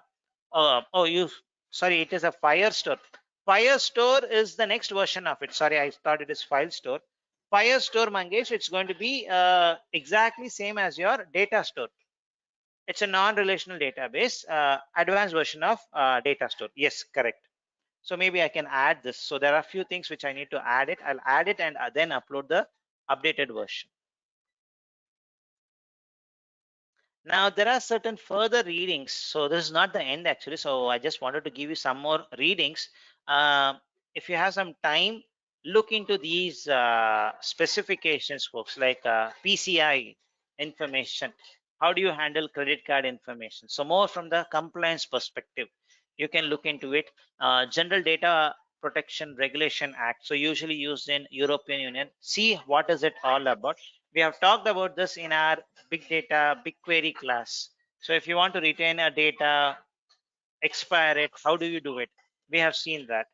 HIPAA compliance, so related to healthcare, what kind of stuffs you can do. So I'm not asking you to look into the compliance this, but GCP with PCI, GCP with GDPR, GCP with HIPAA compliance, what is the thing which you are going to get? Most of the time, the products in GCP are going to be HIPAA compliant, GDPR compliant, PCI compliant. So if you get any questions related to this, you can easily say the product is compliant. So there are two things. Usually the customer will say my application which I'm going to deploy, maybe some healthcare related stuff, it should show this is HIPAA compliant. So application should be HIPAA compliant and the infrastructure also should be HIPAA compliant. Application should be GDPR compliant. Your infrastructure should also be GDPR compliant. So if it's infrastructure, you take care. If it's infrastructure, basically the Google will take care of it. If it is more of the applications, the application team should make sure they follow all the stuffs. So you as a cloud architect basically can say GCP HIPAA compliant. So if you just look into this, you will get the list of products.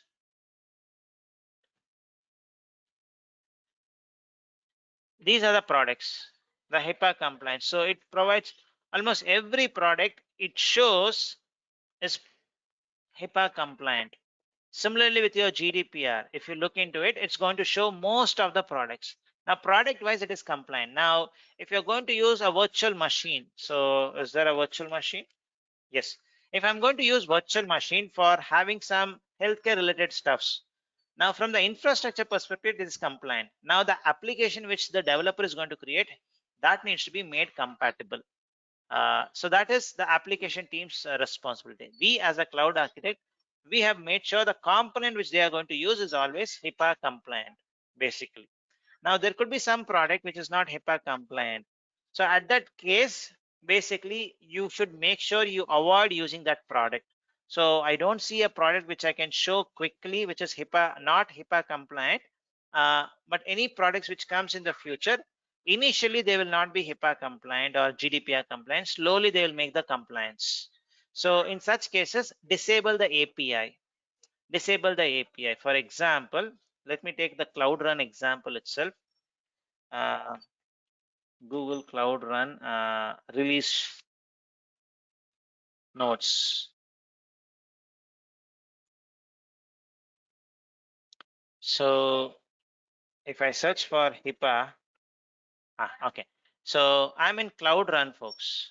Cloud Run's release notes. Now, if I search for HIPAA, what it shows is in October 2019 is now covered by HIPAA compliance, meaning whenever they release, when was Cloud Run released? The alpha version in 2018. This was a cool product. If an organization wanted to use it in 2018, August 15th, they could not be HIPAA compliant, basically. So this is an indication. Now, if they say, because Cloud Run is still, when it was, till October 21st of 2019, it was not compliant, meaning how do you avoid people using Cloud Run? Could be a possible question which they may ask. Basically, you should say disable Cloud Run service. Simply go to your APIs and service, because not everybody is going to enable API and service. Not everybody will be able to enable and disable it. So only people with the right role can enable and disable it. So if it is not, now assume it's a time related stuff. So we are in something like 2018 time frame, the good times where we did not had COVID. So at that time, if somebody sees there's a potential use of Cloud Run, but it is not HIPAA compliant, I wanted to basically make sure I disable this service so that no one in my project or in my organization will use this. So I can disable this. Possible questions on this kind of a concept can also be asked. So that was the reason why I wanted you to explore few of these things. And there's a nice playlist from a person called as Priyanka Trivedi. I guess you may know it, a Googler. And there's one more Googler name. I don't recollect it.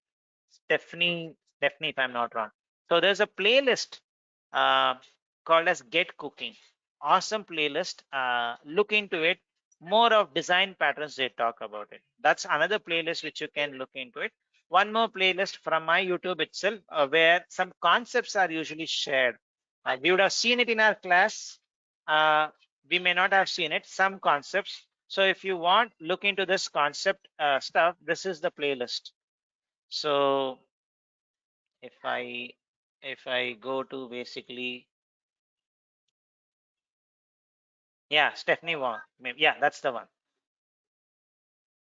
So if I go to my playlist, so this one, folks, professional cloud architect concepts. So I keep on adding few things as I get the stuffs. So around 49 videos are there, all shorter videos only. So look into it. It could be really helpful. And the last one from Satish Vijay, again, a good amount of good collections are there, called as Awesome GCP Certification. It's a GitHub page which you can refer to, and he also has a YouTube so where he talks about how you can basically uh, uh, find the right answer, but by removing the wrong options. So a good discussion has been done, so you can look into the YouTube there. But this one is basically a Awesome GCP certification. It's a GitHub page. It was primarily managed by a Googler. Later, the Googler left, and Satish Vijay took over, and he's managing it to some great extent, up to date also. So one thing which you wanted to know here is basically it's like one stop shop for all the best people who have shared their best practices, or what they have learned, what was the thing which they observed, all those things they would have shared it. So he has collected everything and put it here. So for us, cloud architect is what we need. So there's some good amount of information which you will see. Now what you should basically see here is, because the exam was updated. So the exam was updated on May 1st. So look for something which is newly added. So now 2 people. Now you see Satish has updated it so up to date. May 1st or 2000. So there are 2 reviews done by 2 authors. They have shared their own experience. So you can look into their experience. How was the beta exam? So they have shared it. You can look into it. So that's one option. Similarly, something in 2021, somebody has written Rakesh. So you can look how they had prepared some of their best practices. So how it was different. So it's going to be a good choice to look into this. But don't look into very old articles like 2017, 19. Anything about 2020 is going to be a better choice, is what would I say, because some few things would have been removed. So, or some products would have been even end of life. So don't look into it. If you have time, look into it, but don't get confused, because the older articles may talk about container as a Google container engine, but now it is called as Kubernetes engine. So you'll get confused. So those are some additional materials if you want to explore these things. But I would strongly suggest to look into Get Cooking part. Very, very good one. And the concepts which I have added in my YouTube channel. So small stuffs, look into it. I can just give you one example with respect to this compliance part. What kind of questions which you may get basically. So for example, penetration testing. So you wanted to see make sure your application is safe from any kind of vulnerabilities, and nobody can do any hack into your system. You want to do a penetration testing. So when it comes to penetration testing, right, you don't need to mention Google that I'm going to do a penetration testing on your infrastructure. So GCP penetration testing, these kind of small videos I have added it in the this thing. So if I go to this official documentation from the support.google.com, so do I need to notify when I do a penetration testing on my project? This is on Google Cloud Platform. So the answer is, if you plan to do the evaluation, you are not required to contact us. Beautiful. You don't need to contact Google if you are going to do penetration testing. And you get an added benefit. If you can find out a vulnerability, you will be awarded with a program. So you are going to get some cash rewards called as vulnerability reward program. So you can file your bug and evaluation is going to happen. You may get it. You may see lots of people have got it like this. So you can make good money if you can find out some vulnerabilities here. So these are small tips and tricks which I have shared it in this playlist. I would strongly suggest these 2 things. And for any up-to-date experience by an individual, that is going to be available in your Amazon awesome GCP certification by Satish Vijay. So I had met him once in the same um, community meet. So he does lots of community meet. I had met him once where both of us were sharing the screen, the stage for a talk on GCP certification. So it was really a pleasure meeting him in person actually. Now we have 15 minutes. We'll just finish this part and we should be ready for our next Saturday with the case study part. Okay, so a quick keyword tips, folks. What is keyword tips? So some of the questions in GCP exam may be primarily focusing on a specific product based solution, a question. So you should be aware of this keyword maps to what product. So whenever you see this kind of a keyword, there's a chance that this could be a possible choice. So to make your this thing easier, I have tried to create a small cheat sheet like this.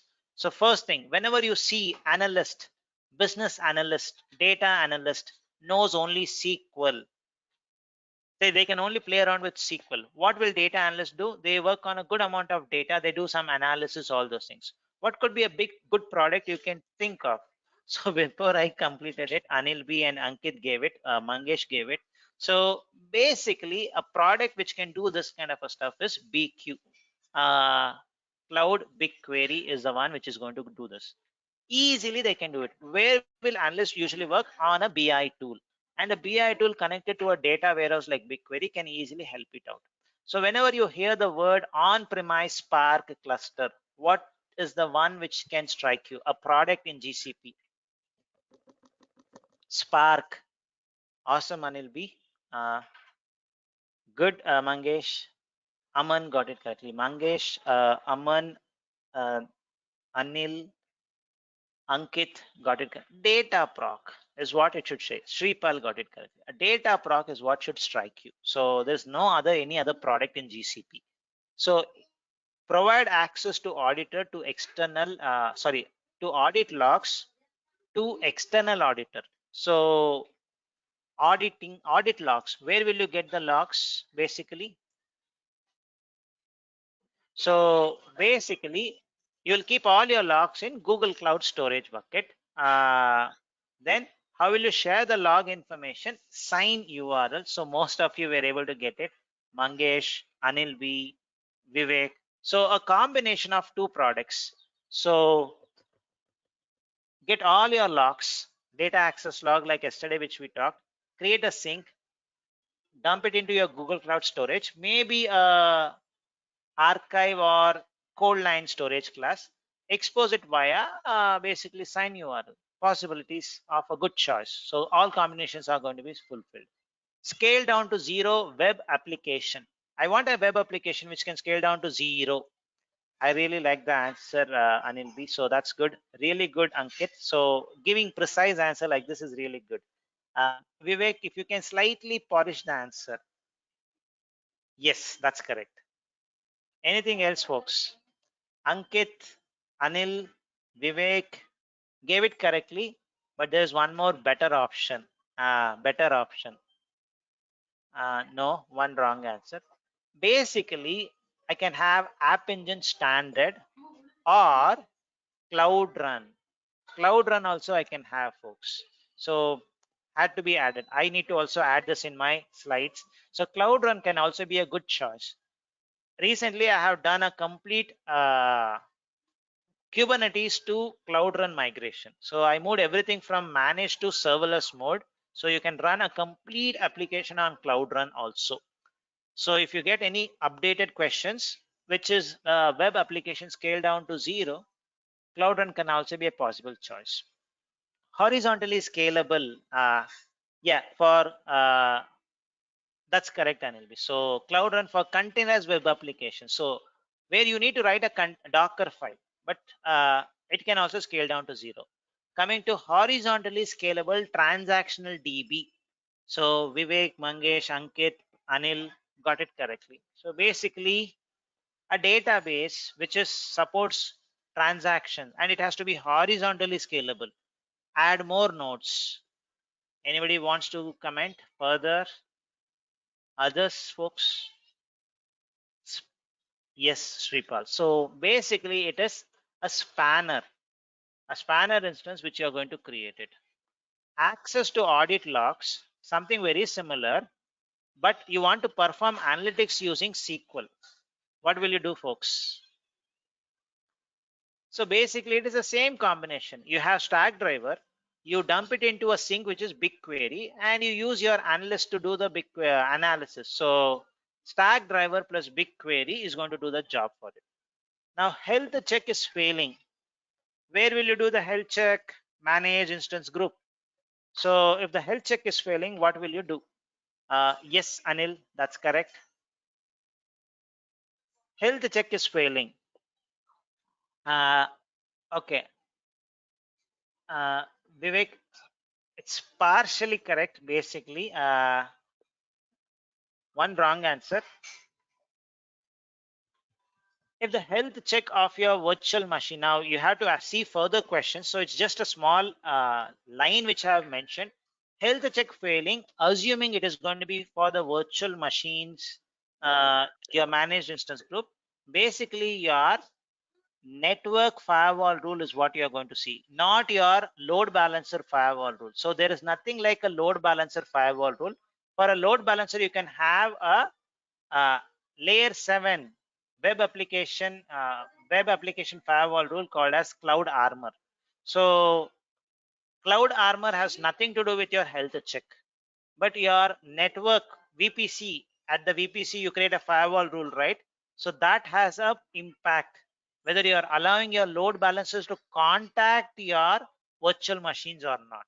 So firewall rules are going to be definitely helpful. So you should make sure you use a specific IP address. So if I look into our cheat sheet, 35, yeah, this is the one. Remove 0.0 and add, not this one. So there is one more firewall rule which we would have added. GCP load balancer firewall rules. Yeah, this one. So there are two firewall rules which you have to add for your health check. Health check.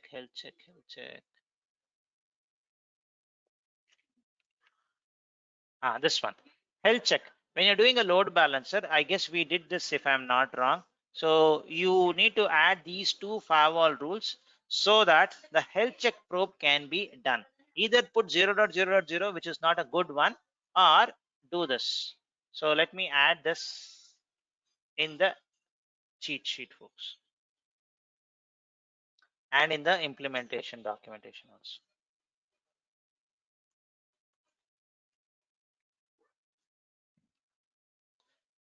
So store backup data.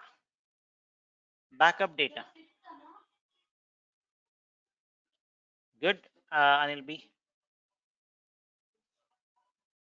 Others, backup. I don't know what kind of data. I don't know what kind of data. You have to assume a thing which can do any kind of data, which can store any, which can back up any kind of data. So basically, yes, Vivek, Ankit got it correctly. Anil B, very specific answer. That's good. So basically, Google Cloud Storage, because it's a backup, it's going to be retained for a longer time or something of that sort. Maybe a cold line or an archive storage class is going to be a good choice. Or if it's going to be very quickly, you're going to access every month for an audit purpose, Nearline is also a good choice. Yes, Sripal, that's correct. This is an interesting one. If you can answer it, I'll be really happy. A compute engine trying to access BigQuery, folks. Compute engine accessing BigQuery. So there's a table. I want to run a query in Python, assume something of that sort. Or directly BQ query, I want to run it. How will I do it? How will I do it? There are two services. There are two services. Yes, Vivek got it correctly. Good, Vivek.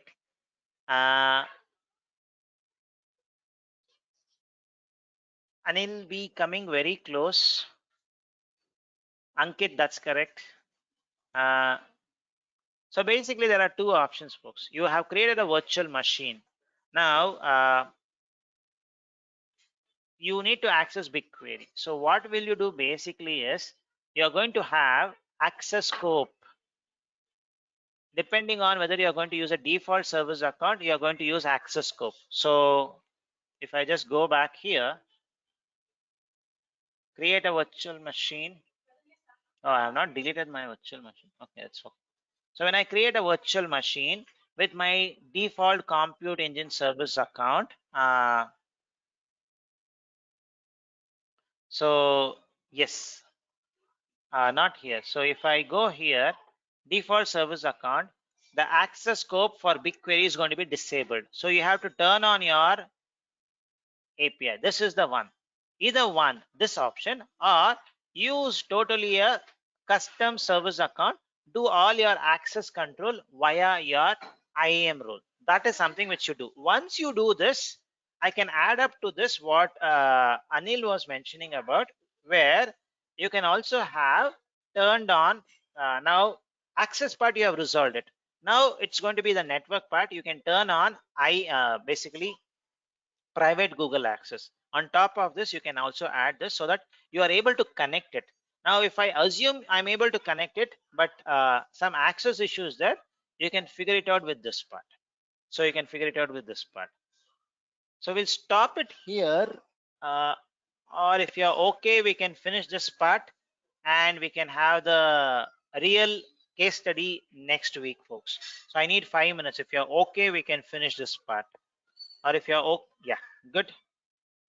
So anybody has a issue? If I can take 5 minutes, folks, or we want to start next week. It's okay. Thank you. So next question, time series data, lowest latency in milliseconds. Really like the short form, Mangesh. Anil, correct. That's correct. If can anybody give me a shorter version of it? Ankit, awesome, good. So Mangesh, Anil, Ankit got it correctly. Shripal got it correctly. If you can give me a short form, people who gave the answer, folks, that's going to be good. So CBT, Cloud Big Table, is going to be a good choice here. Left and shift, ETL tool, folks. Please read the word ETL tool. Lift and shift ETL tool from on-prem. So on-premise, what is the ETL tool which was being used for a long time? For a long time. So Vivek got it correctly so far. An ETL tool which has been running for a long time in on-prem. Basically, an important one. What is the usual way they do it? So if it's open source, Anil, if it's open source kind of a product, so Hadoop, Spark is the kind of ETL jobs. All the jobs are going to be running on Hadoop and Spark. So that's what it runs usually in on-prem, right? So Apache Beam came recently. So if there's something which is running for a long time, then it's going to be basically Hadoop related jobs, Spark related jobs. So you can also use Apache Beam. There's no problem. But the Apache Beam came recently. So when Google open sourced it all this time. So for a long time, Hadoop was the one which has been there, revolutionizing the world. So Dataproc could be a good choice. Now, this is a partial hint which I'm giving you folks. Now you have to look for if they want serverless mode or if they want Hadoop operators to be there, then you have to switch your answer. If they say lift and shift ETL from this thing, they are okay to change the code, something of that sort, then Apache Beam could be a good choice. But this is just a hint. This is just a hint. You want to transfer 1 petabytes of data to GCP. Your bandwidth is 120 Mbps. You have 6 months duration of migration. Like the acronym, Vivek, good. So huge amount of data, you have good amount of time, but you have a very bad bandwidth. Yes, Anil, that's good. Anybody else? Huge amount of data, folks. You have 6 months timeline. Huge amount of data. So transfer appliance is going to be a good choice. So, but you may have multiple, you need to have multiple instances of appliance used, because the transfer appliance which you get is only around 350 terabytes or something. So you may have 2 or 3 or 4 basically. Decouple producer and consumer. Beautiful, Anil. So beautiful, Vivek. So awesome. So bang on, Ankit. Awesome. So decoupling my producer and consumer is basically pub sub. So you want to decouple those things. Transaction DB of the DB size is 6 terabytes. Lift and shift from on-prem to GCP. You have to ask further questions. You can assume your own assumption and give me an answer. So the size is only 6 terabytes. Purposely I put it as 6 terabytes. Yes. So Vivek, Mangesh, Ankit got it correctly. Others want to give a try. Only 6 terabytes, folks. Lift and shift. Shripal got it correctly. So lift and shift from GCP. Anil got it correctly. So if I assume it is MySQL, Postgres, or Microsoft SQL Server, I will use Cloud SQL. Volume is very less. Purposely I kept the volume less. Non-developer cleanse data quickly for machine learning. You want to cleanse the data, but you are a non-developer. What will a non-developer do? He needs a UI. He needs a UI. So yes, Vivek, Ankit got it correctly. You want to clean the data for some data machine learning purpose, but you are a non-developer, meaning you cannot write a code. You cannot write a code. Mangesh got it correctly. So there are 2 options which you can use: data prep and data fusion. So if you want if there is a product very something very similar, and if they say they want a Google managed service, data fusion is a good choice. If they say they want a cheaper product, data prep could be a choice. But I saw off late data prep is also a little expensive. So maybe you may get a similar question. So somebody mentioned me in the LinkedIn post that they got data fusion question. Could be a something similar. Non-developer cleanse the data quickly, or a cloud architect cleanse the data quickly for a proof of concept. And they want to use GCP based product only, not third party. Then as Mangesh mentioned, this is going to be data fusion could be a good choice. Which ML to identify damages in your packed products, packed goods? So some damages, you want to find it out. No, I need a complete answer, folks. Damages. Ankit got it correctly. Yes, Anil B. So I need the complete product name. Few of you gave it. It's something which cannot do it completely. So auto ML vision, as Ankit mentioned, that is going to be the complete product name. Vision API is a pre-built API. It cannot find damages. We have seen the demo itself, right? A damaged carton, a damage, or a car which has met with accident. It cannot detect it. But you have to use auto ML vision. So please don't make this mistake, folks. If you give it as vision API, it cannot do it. So few of you gave this answer.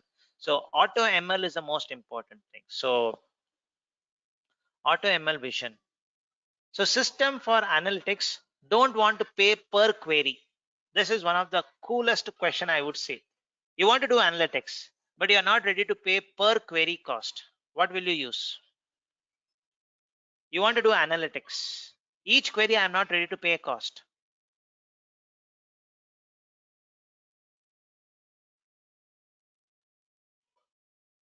Awesome. So couple of good options. I know this is one thing which people will talk about. Not exactly the exact word. Okay, one. Choose a billing. Beautiful, folks. So there are two options, folks. There are two options. One, go with something called as flat rate. So if I go to my BigQuery pricing calculator, go with something called as flat rate. So that's one option. So I don't want to pay per cost. So BigQuery, what you do is basically on demand. For every this thing you get a charge, or you can go with a flat rate where you reserve a slot. That's the first option which you get. The second option, I would also think of Bigtable.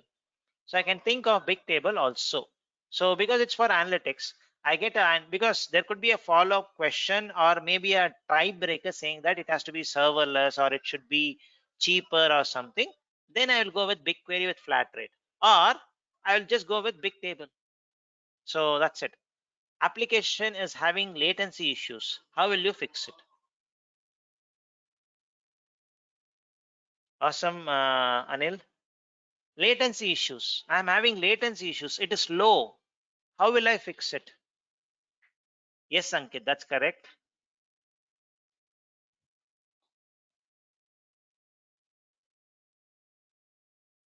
Anybody else? I have issues. I want to fix the latency issues first. Maybe there is some liner further there, the application, folks. I'm not talking about the infrastructure, applications. So many of you are talking about the infra application.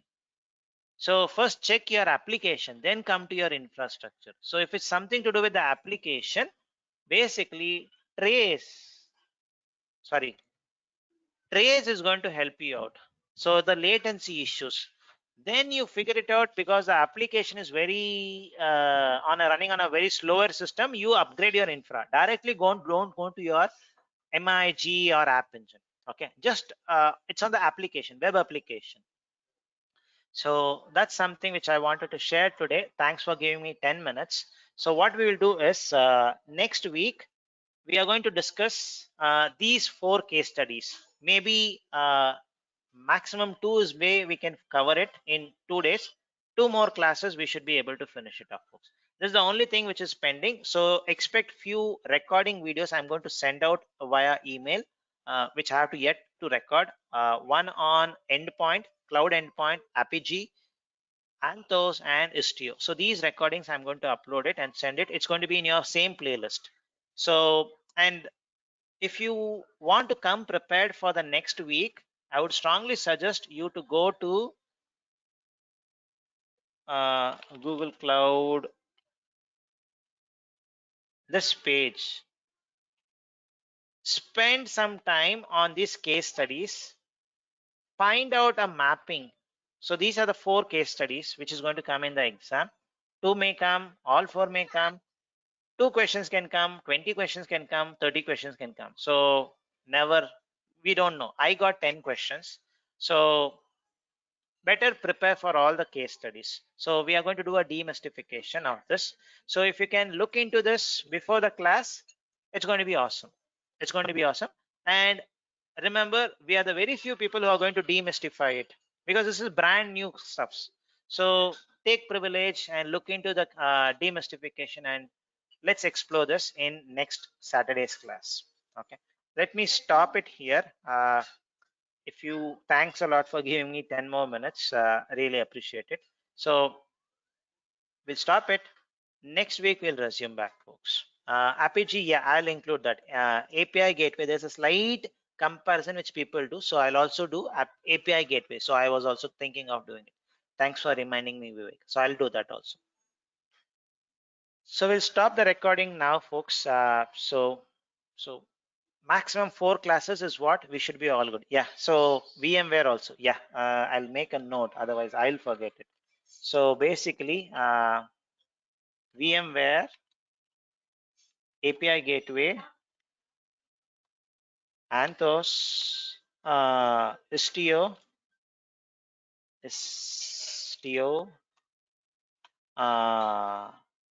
what else? There's one more product. What was that? API gateway, endpoints, cloud endpoints,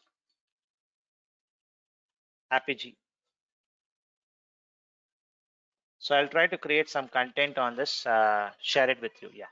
So this is going to be more of a recording, and it's going to be private only to you people. So look into it, folks. So we'll stop it here. Resume back on Saturday. Okay. Thanks a lot. See you on next Saturday, folks. Thank you.